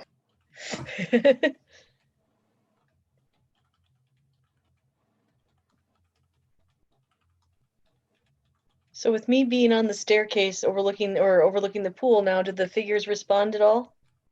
Nope. They have the two figures that are in the middle of this. They have not responded to any of you at all.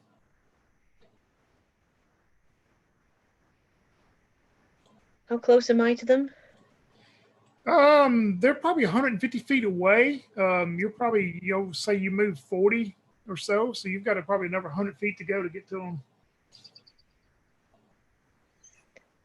I look back at Sorrow and Handel, and I'm like, well, what do you think? Sorrow shrugs his shoulders and gives you kind of the, well, why not? Look. Handel shouts out. Actually, Handel's gonna cast detect magic in the room. Hey, Tony. He's not gonna go in the room, but he's gonna cast detect magic and look into the room. Yep, I'll get back with you just that. What? Go ahead, Crystal. I was just wondering, am I still under that first effect as well? Or just the second one now? The first one is kind of dissipating. I mean, you still want to stay in that area in the water, but and you still have your senses, of course, but it's not as strong as it was. Okay, cool. Let me look up something real quick, Handel, for something.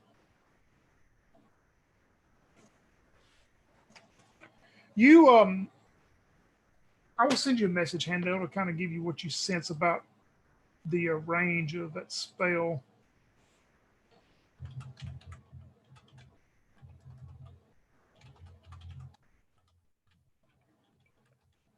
I'd like to move closer to the figures. Well, there. Yep, you're going to continue to move to the figures. Okay, you do that. The ones who didn't jump or fall off earlier, that maybe they thought the ceiling was crashing on them, or still going through very agony throes. The ones that are still there around the two figures, they don't pay any attention to you as you're moving closer. Okay.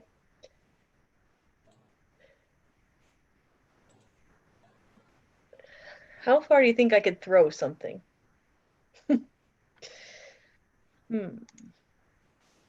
What you want to throw?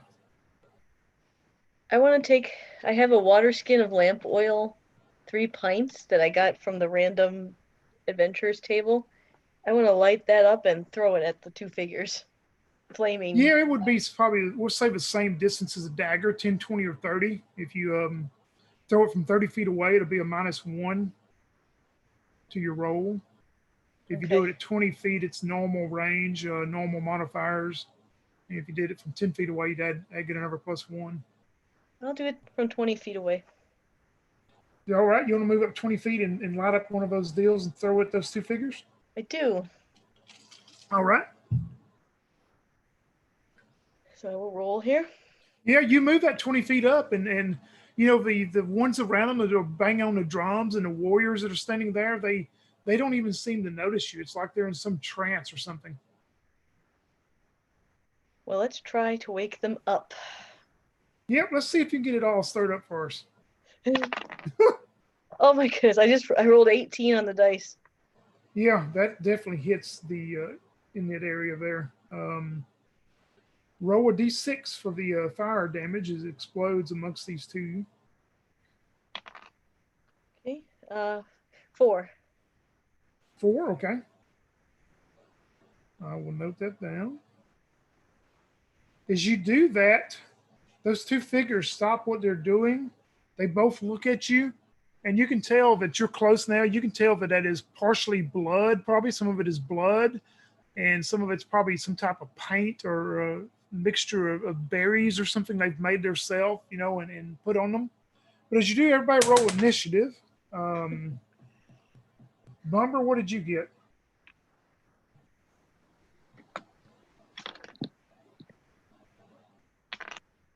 Oh, you muted, Crystal. Oh, sorry. 6. I'm getting 6s all day on initiative. That may be good, though. Bianca, what'd you get? 5. Bianca on a 5. Sorrow? 4. 3. Handel, 3 for Arnault, okay. And I got 5 this time. 5 for Handel. Bumber, anything you would like to do? I mean, you don't feel anything happening, suggesting to you at this point, but. Bumber, all of a sudden you guys see, coming up out of the pool, you guys see coming out of the pool the head of this large black panther, and it swims its way across the surface of the pool, seeming kind of like it's enjoying itself, and then it slowly starts to kind of climb out and shake its fur off a little bit as its large gold eyes begin to look towards you. and it licks its lips. And I'm using the stats, Tony, from Swords and Sorcery, the lion. Yeah, that's fine.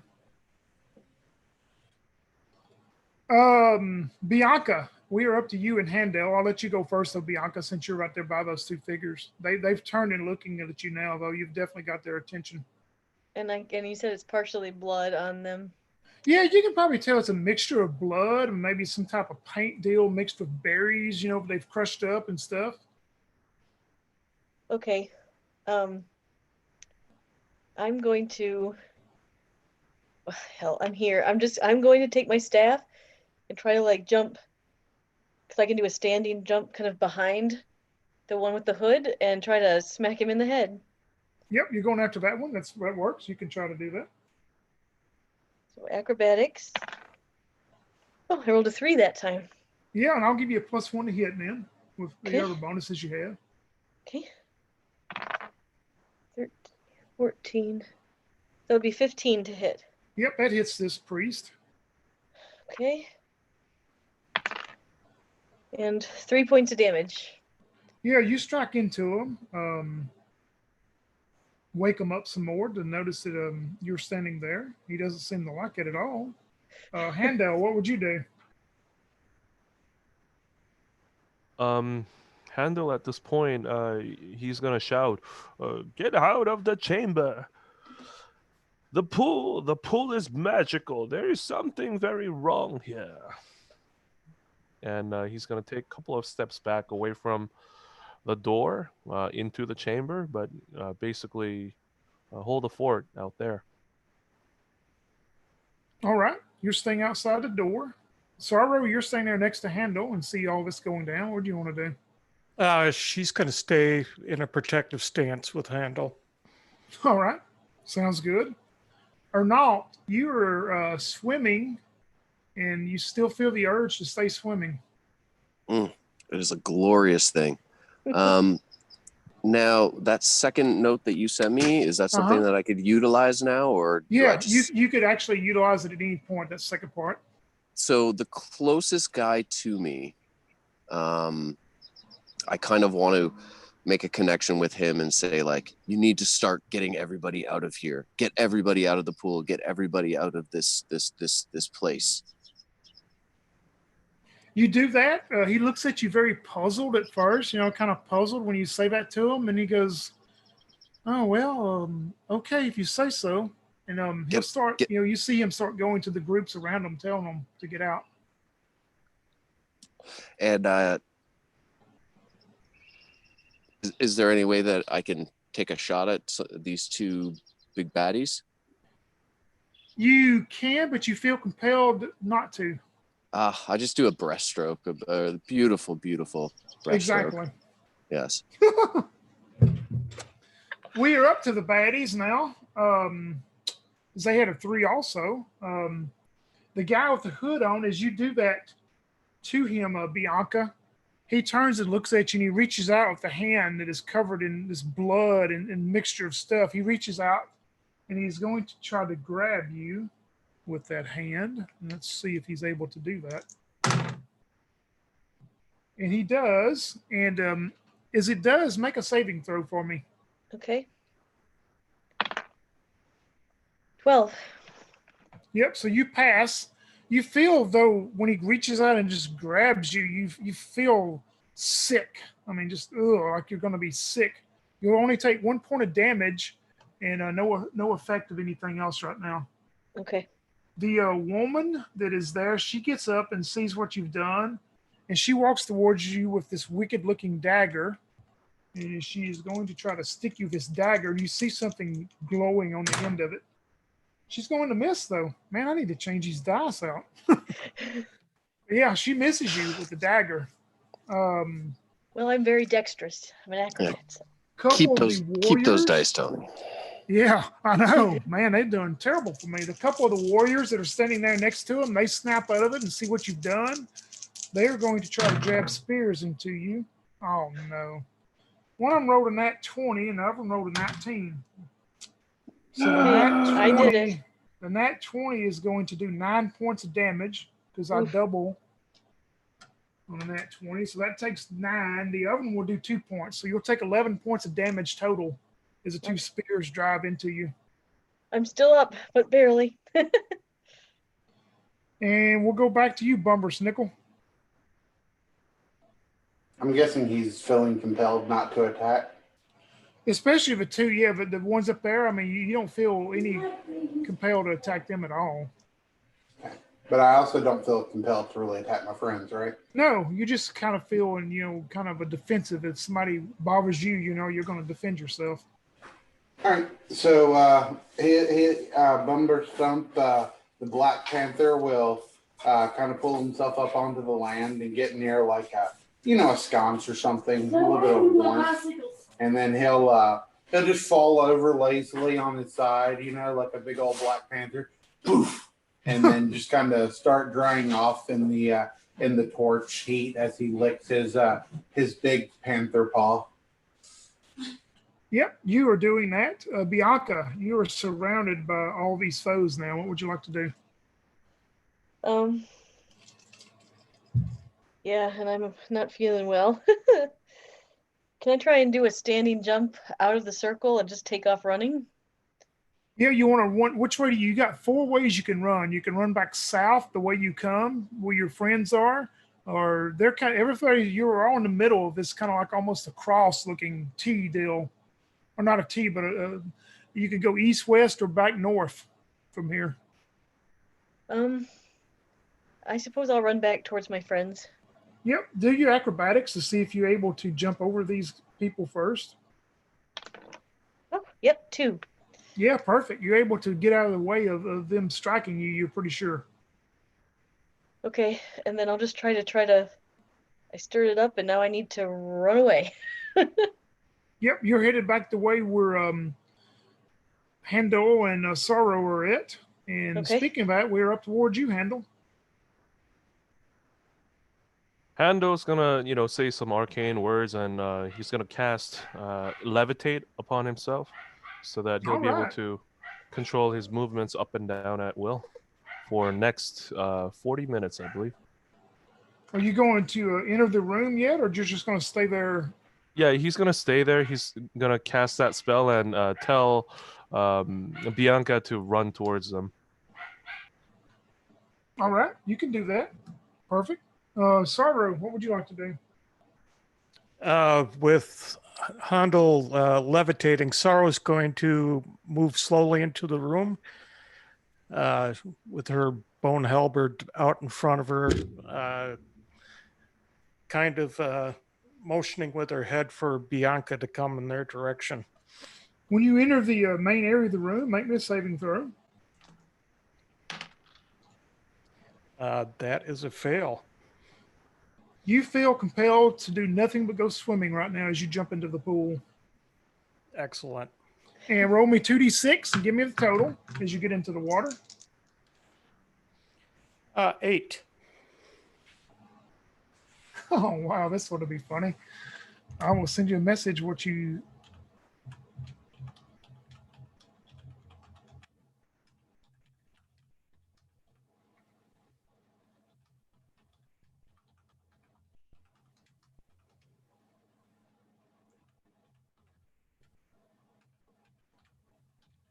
Oh, I was hoping when I attacked those guys that some of the other guys would snap out of the trance, but oh well. Good try. Yeah, Just no regrets. just become part of the trance. It's pretty cool. You get secret messages.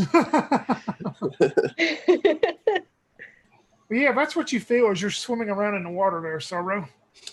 Oh, well, I immediately get out of the pool. Yep, you can do that. And head back. You're heading back towards Handel now? Yeah, and I'm looking for Ernault. Is he around?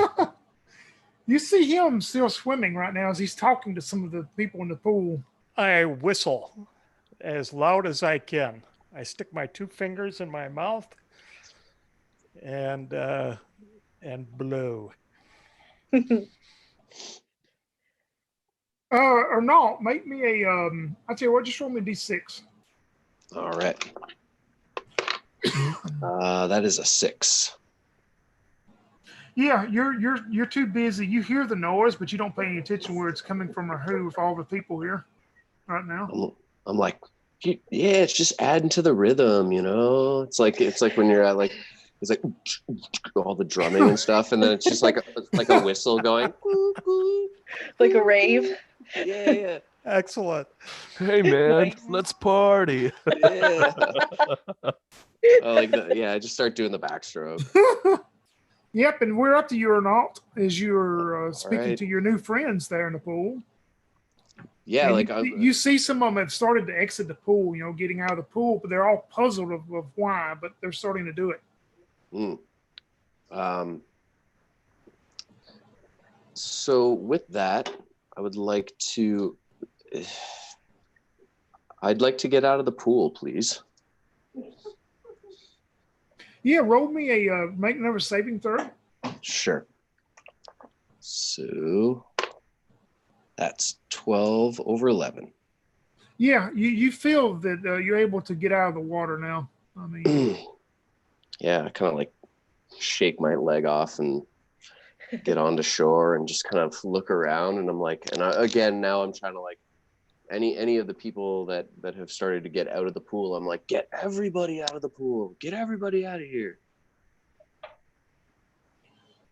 yeah, and they start the one guy, your main friend that you spoke to at first. He's starting to pass the word to the rest of them to do that, and they're slowly. Some of them are very slow, or so a few of them are kind of ignoring it at first. But you see, quite a few of them are starting to get out of the pool now in that area. Okay. There's no way I can make an attack at this point, like make a longbow attack at the two creepy people. You feel compelled that maybe you could attack them now as you're out of the water, but doing all that what you just did, you can do it next round. That's awesome. But Cool. Thank you. You do kind of feel back to yourself though.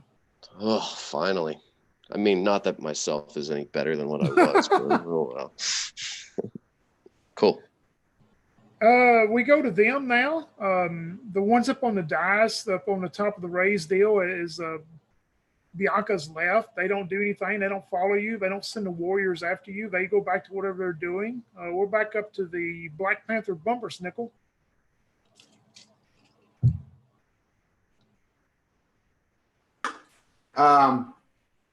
Yeah, Bumber. No, he just kind of walks in the room, see what's going on. Sees a bunch of people rushing out of the pool. He yawns a little bit, and then Strange walks up to him and gives him a sniff, and then Strange like lays down next to him, and they begin to rest at the torch light together. Yep, and I'm gonna send you a message with a little bit more information, so you will know.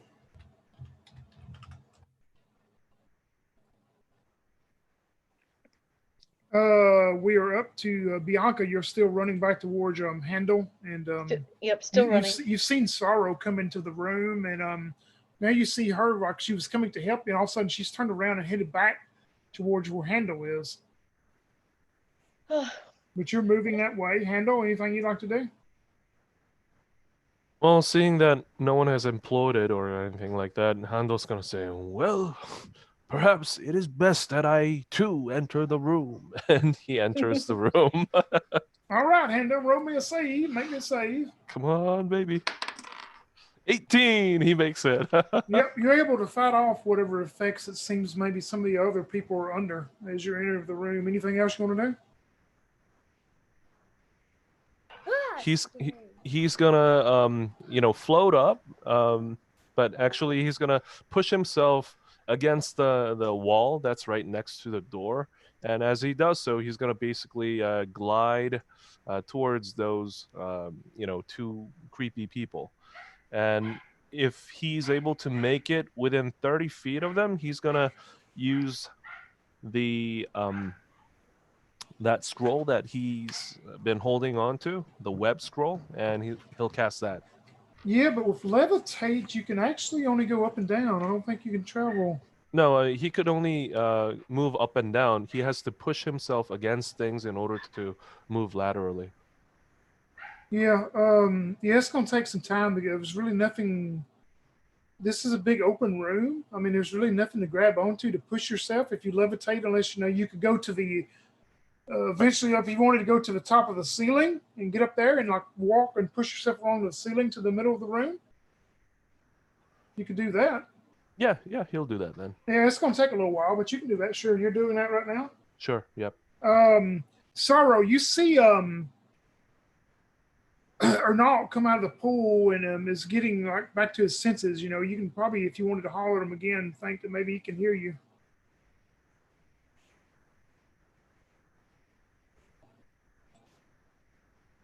Oh, you're muted, Mike. Sorry. Yeah. Sorry I'm going to continue to. I'll whistle, but I'm still motating out of here. Yep. I'm just kind of like, here we go, and I'm shaking my bone halberd and just I've got one location in mind. Yep, exactly. You're leaving Sorrow, or not? You see Sorrow, try to get your attention and moving a very fast pace back towards the way you come in.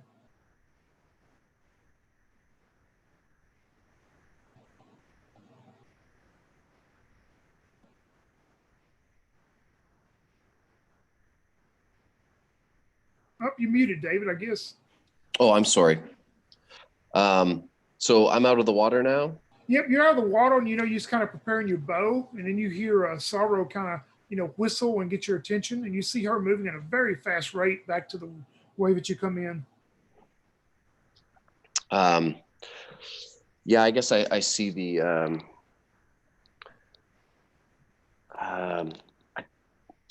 before I follow, is there any way I could just get a shot off? Or am I too far away from these two? Yeah, you'll be able to shoot at them. It'll be just a normal range, we'll say, for a bow. Okay, cool. You want to shoot at the hooded one or the other one? The hooded one. All right.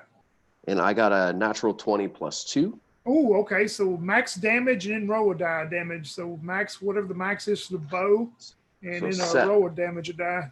7 plus 5 is 12. So 12 points. What do you hit this hooded figure at that you see him tumble off of this platform into the water then?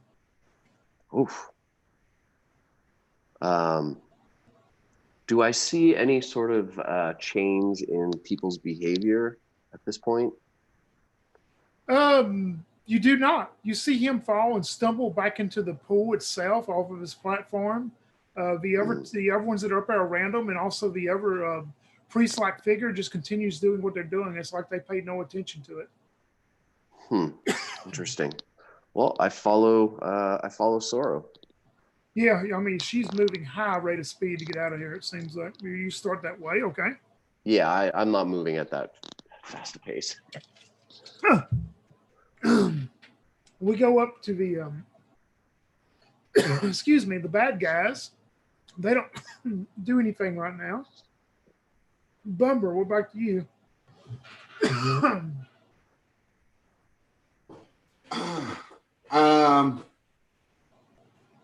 And I mean, no one's bothering me, right? Oh, excuse me, I had a coughing fit. No, nobody's bothering you at all. Yeah, cool. I'm under the torchlight. You're having a good old time strolling late out there. Yeah. I don't feel inclined to attack the people, right? And no, not at all. And in fact, some of them are coming up by you and probably stroking your fur and, sitting around bringing you fruit and stuff. I mean, fruit's nice, but it's good living. Wow, man. Yeah. But lions don't eat fruit. Eat the person who's bringing the fruit. Yeah. Bianca, what would you like to do? You're just continuing. How close am I to them now? To my party. Well, you see Handel, you see him levitate up to the ceiling and starts moving along the top of the ceiling like he's going towards the center of this pool. Okay. But nobody's chasing me? Like nobody's after me? None of them have actually chased you. I mean, when you left that area, they just, ignore you now.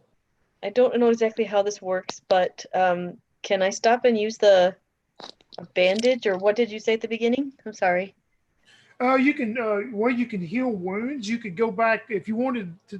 What I would let you do, if you, even though it's the middle of combat, if you want to go out of this room back into the circular room, you could go that room and do it if you wanted to. Yeah, I need You're to do gonna that. be you're gonna be gone for like 10 minutes though. Oh, no, I'll just go back to just outside this room. Keep running back just outside this room. Yep, you're able to continue that way. Okay. Nobody's trying to stop you or chase you. Handle, you're still moving towards the center. Yeah, I mean, as soon as he's within 30 feet of the priestess, he's gonna cast web. Yep, I'm gonna say next round we'll let you get there as you're moving that way. Sorrow, you're still heading to your destination? Yes. I turn around. Do I see, is Arnaud coming with me or Yeah, not? or not. This appears to be coming your way. I will yell at him. If you don't get your ass in gear, I'm going to leave without you. Where are you gonna go? To the deadly jungle? You gonna go to the and I'm like, Listen, yeah, let's go. I've never been into physical possessions, but for some reason, I think I know where the big score is. Oh.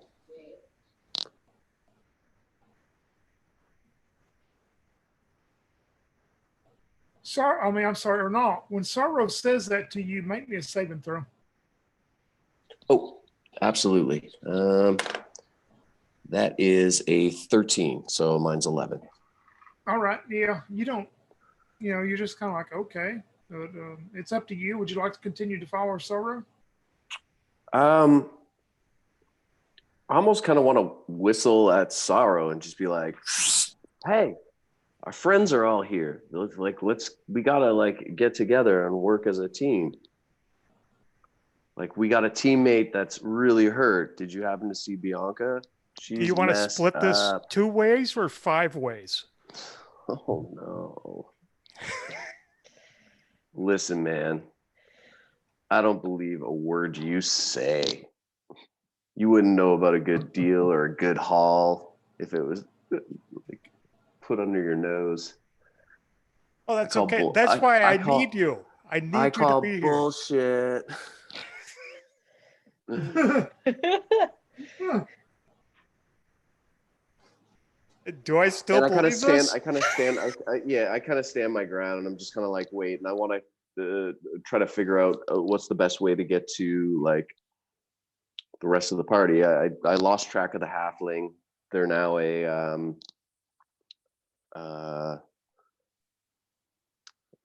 panther. Yep, Yeah, I a think Black Panther. Like, this place is just magical. I'm like, I haven't seen a place this crazy since I was at the Laughing Goat Inn. Oh my god.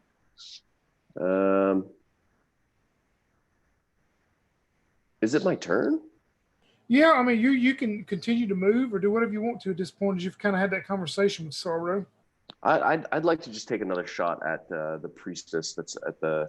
Yeah, the one that's left standing up there. You sure can. Yeah, absolutely. So that's 15. A 15 will hit him.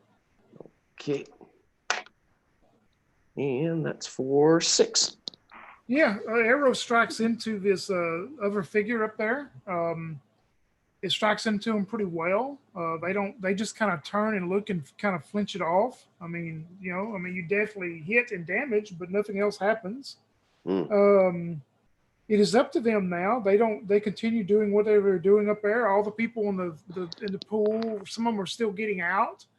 Some of them are trying to dry off, and seems like they're trying to leave now that you've told them to or not. Others are still sitting around eating, drinking, being merry. Bumper, you are laid out, stretched out. So Bianca, you're still headed back?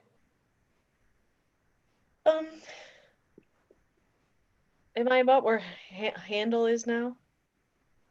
Well, you are back probably to the stone doors, but Handle, as you see, is moved. He's like up in the air. You probably know he's cast some spell and He is going to be right on top of the middle of that platform where that priestess is. If I reach the stone doors that led into this room, I will stop there, kind of turn around, and just kind of, deep breaths as I'm bleeding. All right. And try to hold myself together. You can do that. Handle, you are in it close enough, you would think, to that platform now. And he starts reading the scroll. He says, "Like the man of spider, I shall spin a web just the right size to catch the villains down below." And all of a sudden, this web shoots out from his from the scroll and basically falls upon this priestess praying upon that dais. Yep, you do that whole area. You catch the probably the couple of spearmen that are there with her and a couple of the drummers and stuff, and you catch her in this web and all of that. You're able to do that. The web hits them successfully. You see some of them trying to stretch and maneuver to try to seem to get out of it right now. We will see what happens when it comes to their turn. Sorrow, you're still heading to your destination, of course. Yes, and I'm singing I'm in the money. I'm in the money. I'm in the money. Or not. What would you Ernald's like to do? he's a little jealous. He's kind of putting two and two together, and he's like, "That's that. Oh, she's going for the eyes." And he takes one more shot at the one on the dais that's like wrapped up in webbing, I believe. Yep, you can have another +2 to hit. All right. So +2, so 19 to hit. Yep, that hits. Okay.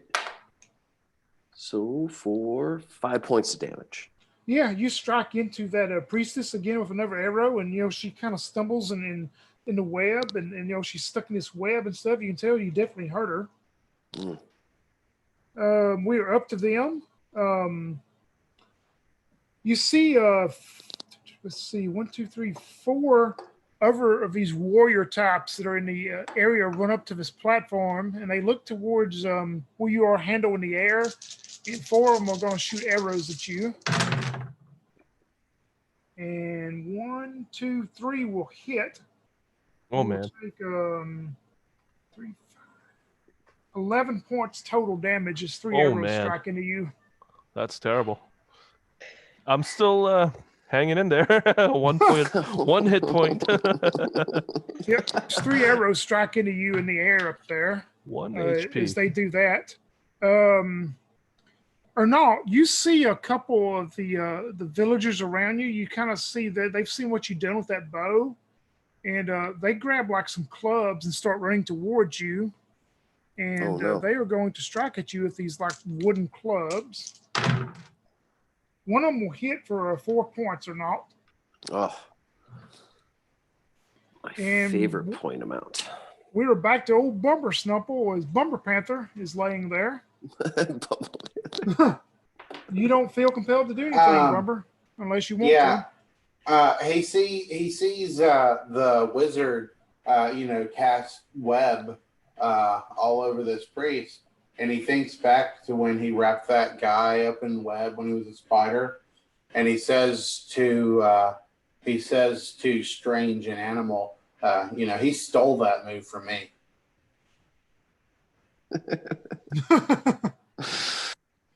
Bianca, you see all this going down. Well, even though I'm hurt, I feel like I can't just stand here. I'm going to just start heading towards Ernalt and the guys who are attacking him.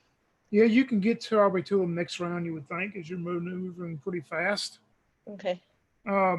Handle, you've been shot by some of these warriors now as you're up in the air. What would you like to do? Well, how far down are they? They're in 2 different areas. One of them, a group of them's to the east and a group to the west. Okay. They're probably a good, if you're still along the top, or did you levitate them 30 feet from the top? So they're probably 50 feet from Okay. you, 60.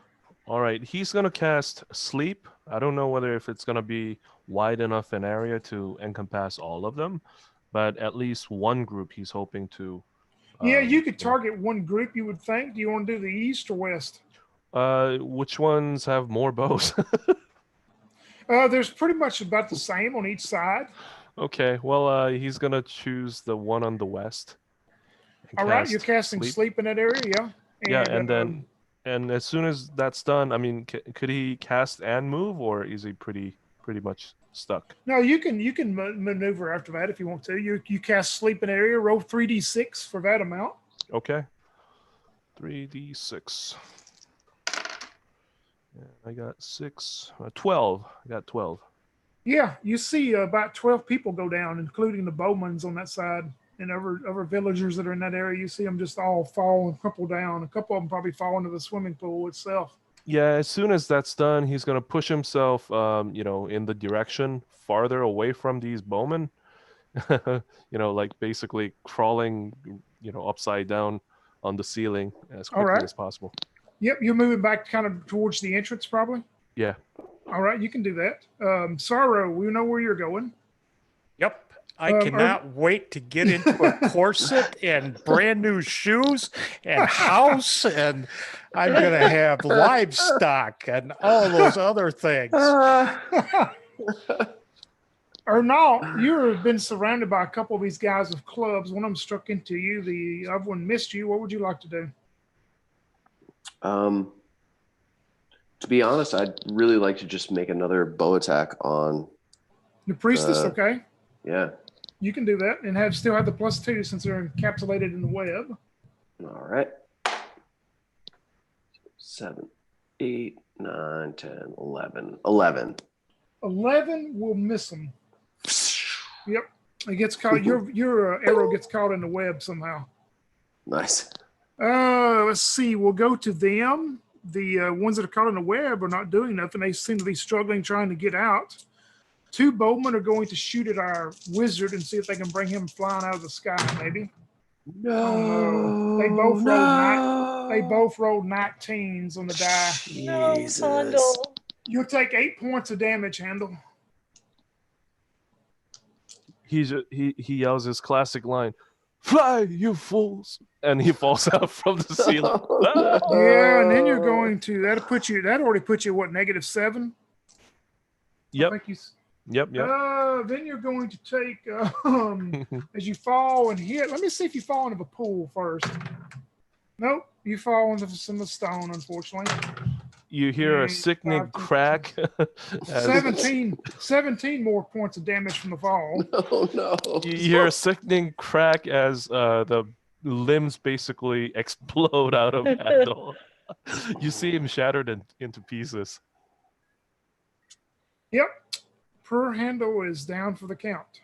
The 2 guys that are on you or not, they're going to try to strike out at you again with these clubs as you continue shooting the bow. One of them will hit for 3 points. The other one misses again. All right. Bumber, we are back to you. Make me a saving throw, Bumber. Okay. A 2. Nope, I am not saved. I am going to send you a message on what you feel and what you feel compelled to do. All right.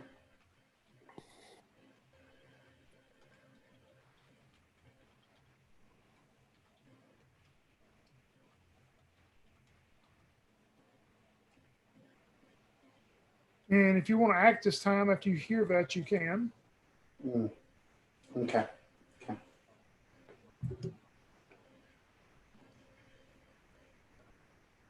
Anything you'd like to do to that? You can go ahead and make a. All right, yeah. So Bummer Stump all of a sudden hops up and he roars at Bianca, and Strange, who can understand animal, understands that that Bumber Stump says at her angrily, "You're the reason that my cucumbers went bad," and charges her. Oh, Oh no. All right, you're running towards Bianca. Bianca, we're up to you as you see Bumber turn aggressively towards you. Some reason why, who knows? All right. Well, I figure he's probably under the influence at this point. And I'm gonna try to wake him up. Is he within 30 feet of me? Who, Bumber? Yeah. Yeah, you know that he's actually in a Black Panther form now, in the form of a Black Panther. So I And he's actually don't moving. really know it's him. Nope. I mean, maybe not for sure, Except that but Strange is there with him. it is moving towards you aggressively. I'm gonna shoot a crossbow at it. All right. 15, 16, 17. What's the AC, Crystal? AC for the Black Panther, have it right here, is a 13. All right, you hit. Okay. 4 points of damage. Okay. Got it. All right, Sorrow, you're made your way back into the circular room, of course, way by now, heading back out, leaving, going to wherever your destination is. Yes. I'm going to buy children and they're going to feed me bonbons and chocolate. Yeah. Arnaud, what would you like to do? I just watched the wizard die. Yeah, horrible death. I just watched the panther that was the halfling attack Bianca. I was just offered to go steal shit with the ranger. I'm gonna take one more shot at this priestess. All right, go right ahead. Okay. Same, you get the same +2, so they're still stuck. Sweet. So that makes 18 altogether. You hit her. Awesome. So for 4 points of damage. You see her slump down into the webs. And all this happens since they all had 3s. All this is going to happen simultaneously. You see her slump down into the webs and appears not to be moving anymore. But the 2 guys that are on you, Arnaud, are going to swing at you with those clubs again. Okay. They both will hit. One of them will do 3 points, one of them 4, so 7 total. Okay. So that puts me at 0. 0 exactly? Yes, sir. All right, make me a saving throw. No modifiers, just a standard save. Okay. 19. You are back conscious, and you got 1 HP then. Awesome. That's all I need. Yep, you're at 1 HP. You see she is slumped over, and all this other stuff happens also. Bumber, you're going and maybe fixing to lunge towards Bianca. At this point, is well back to you, but then you feel in your mind that hey, the priestess is not there anymore. She's dead. That Bianca's not trying to harm her, but you still are in that farm, as I sent you the message earlier about what the effects of it was. But you don't feel compelled now to attack Bianca. Okay, all right. So Bumber jumps because it was just about to pounce and everything. But kind of halfway in the air, he kind of twists and just kind of slams into the ground, funny, and then he kind of just shakes it off a little bit, and just kind of looks at Bianca like what, but he can't speak, so he just gives her a what face. Bianca, we are up to you. You notice that, and you also notice a bunch of the villagers are starting to get out of the pool now, and a bunch of them appear like they're in a daze. I mean, like in a fog, like they're coming out of a fog, and they start muttering in their own languages. And so you see some of the warriors that have these bows and spears now. They start what are they doing? And Seems like everybody's coming out of this fog or this haze they were in. You know, Okay. the Black Panther stopped almost mid-leap and is not on you now. Okay. Then I would probably go, oh God, that was probably Snoodle Boop. And I go over to the panther and I try to help him. I take the arrow and I'm so sorry. Please don't bite me. I thought you were with the priestess. And I'll try to help him. Yeah, I you can mean- do that. Bumber's does not feel compelled to be aggressive to you now. Yeah, Bumber's he recognizes you and stuff, so he's kind of now realizing, he's got like an arrow in him. But yeah, he doesn't feel like aggressive towards you or anything. He recognizes you as a friend. Okay, yeah, I'm not going to try to attack anybody since it seems like with the priestess slumped over, everybody's coming out of their trance, so I'm not going to be aggressive. I'll just try to help like break the arrow off and not take it out and just try to comfort the cat. Yep, and we are pretty much out of combat. Nobody is coming aggressive towards you. The two guys that beat you about with the clubs or not, they are looking at you, and then looking at themselves like that, they can't realize they actually did that. Now they start trying to help you up. I accept it gratefully. And I instantly start kind of like looking around and I'm like, old man, where's the old man? And I call out for Handel. Don't find him apparently. And you happen to step on a hand. Yes. I'm like, Dell. And yeah, I guess. You also notice Sorrow is completely gone. You do not see Sorrow anywhere around in this area of group of people. You, of course, do not see Bumber himself. You see Bianca. If I could drag Handel to the shore, we'll take care of him later. I kind of want to run into the previous room, like where the demon altar was. Yeah, you can run back in there, and you do not see Sorrow in there either. She appears to have completely fled this temple. Oh my. Well, in that case, at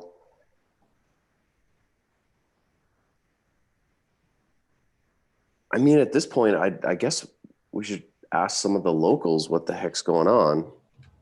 Yeah, but I think we should heal a little bit first, maybe. Yeah, maybe they have a healer that can help Handel out. So, Tony, if anybody's walking by that looks, one, friendly, two, looks wise in the ways of thing, I'm just constantly asking people that pass by. I'm like, can you help my friend? Can you help my friend? Regarding Handel, because he's actually blasted into pieces. I'm sure he's got some hand over here. He's got a hand over here, and his legs. All so the way I out literally just stood on a hand. Okay, guys. Yeah. He is, Yep. he is in several different pieces. Well, Some of the villagers, though, once you start, some of them don't understand what the language you're speaking, but a few of them do, and translate. They offer to give you some herbs and things to you and Bianca. Okay. And y'all can both roll that D6 recovery as you're talking to them. Sure. Sorrow, I just sent you a private message on what you're continuing to do and what priority number 1 is. But yeah, y'all are able to do that. 10 minutes goes by, 20 minutes, whatever. Bumber Stumple still stays in the form of this Black Panther. Sorrow never returns back to the temple. And it's customary in my games, since we've pretty much reached the end. I think this is a good point. We'll do our outros of what happens to each character. And I'm going to start with you, Sorrow, since you're not away, since you're away, and tell us how the story ends and what you just went and did and what priority number 1 is. Well, after I gutted the village of everything that they had, I bought the last boat out of town and and went and found a nice estate and got that wonderful corset and those shoes and small children to feed me bonbons. And I continue to exploit everyone that I can come across. Exactly. You have a total change of heart after entering this temple. Nothing wrong with that. Oh, so good. Y'all So never good. see Sorrow again. Handel, you have any lost thoughts as you hit the stone floor that you would like to share with us? Well, I mean, he says, "Fly, you fools," and he falls out of the sky and ends up in several pieces. But years later, back at the Brickelstein Academy of Uncanny Lore, a middle-aged wizard enters a nice, newly built lecture hall. And on the lecture hall, it says, Handel Auditorium. And in it, he walks in, and there are all these, bright-eyed students all sitting in there. And the professor holds up his finger up and says, back in year 52, there was a one of the mages that has entered a temple, and he has made the greatest mistake that a mage could make. Let me explain to you. When you levitate, be sure to have invisibility handy because you paint yourself as a gigantic target. And a bunch of hands go up in the auditorium, and that's how my character ends. Ah, that's great. What about Ernault? How's the story going in for Ernault? He's like hot. He's fucking sweaty. Sorrow's not around to give him freaking stuff to put on and not get bit by mosquitoes. He I don't know. Jungle life just doesn't do very well for him. He eventually disappears into the jungle and is never heard again. Do we have a missing eye from the idol, though? I believe so. The legends say he still walks among the jungle with one of the eyeballs. Perfect. Bumber Stumple, or whatever you want to call yourself now. How's the story going to end? Yeah, that evil was dealt with and everything. But suddenly, he's a panther now, and cucumbers just aren't going to be as tasty as mice. So he follows the acrobat around to, a circus and, begins working around the circus. Him and Strange, his best friend dog companion, and he can catch big old field mice and, he's content living his life, as an attraction for people to see. Doesn't have to do much. Perfect. Pretty Yep, easy, pretty good. You're happy and content and have your friends there with you. Bianca, how's it going to end for her? Well, that was actually perfect, Bumber Stump, because she was going to say, after seeing Handel fall from the sky and shatter into a million pieces, and Ernault almost die, and Sorrow run off to do who knows what, she's decided the adventuring life she's had enough of it, and was going to run off and use her acrobatic talents at the circus. And she takes the cat with her, and she spends the rest of her life on a trapeze and high wire act, and she never has to watch another person fall to their death, unless of course they miss the trapeze, and then she has to relive that experience all over again. So her and the cat in the circus. Yep, great endings, one and all. Oh, well played. I will give you my ending now. Once again, we played White Box by Charlie Mason, using some of the classes from the book and also a few of the classes I've homebrewed myself.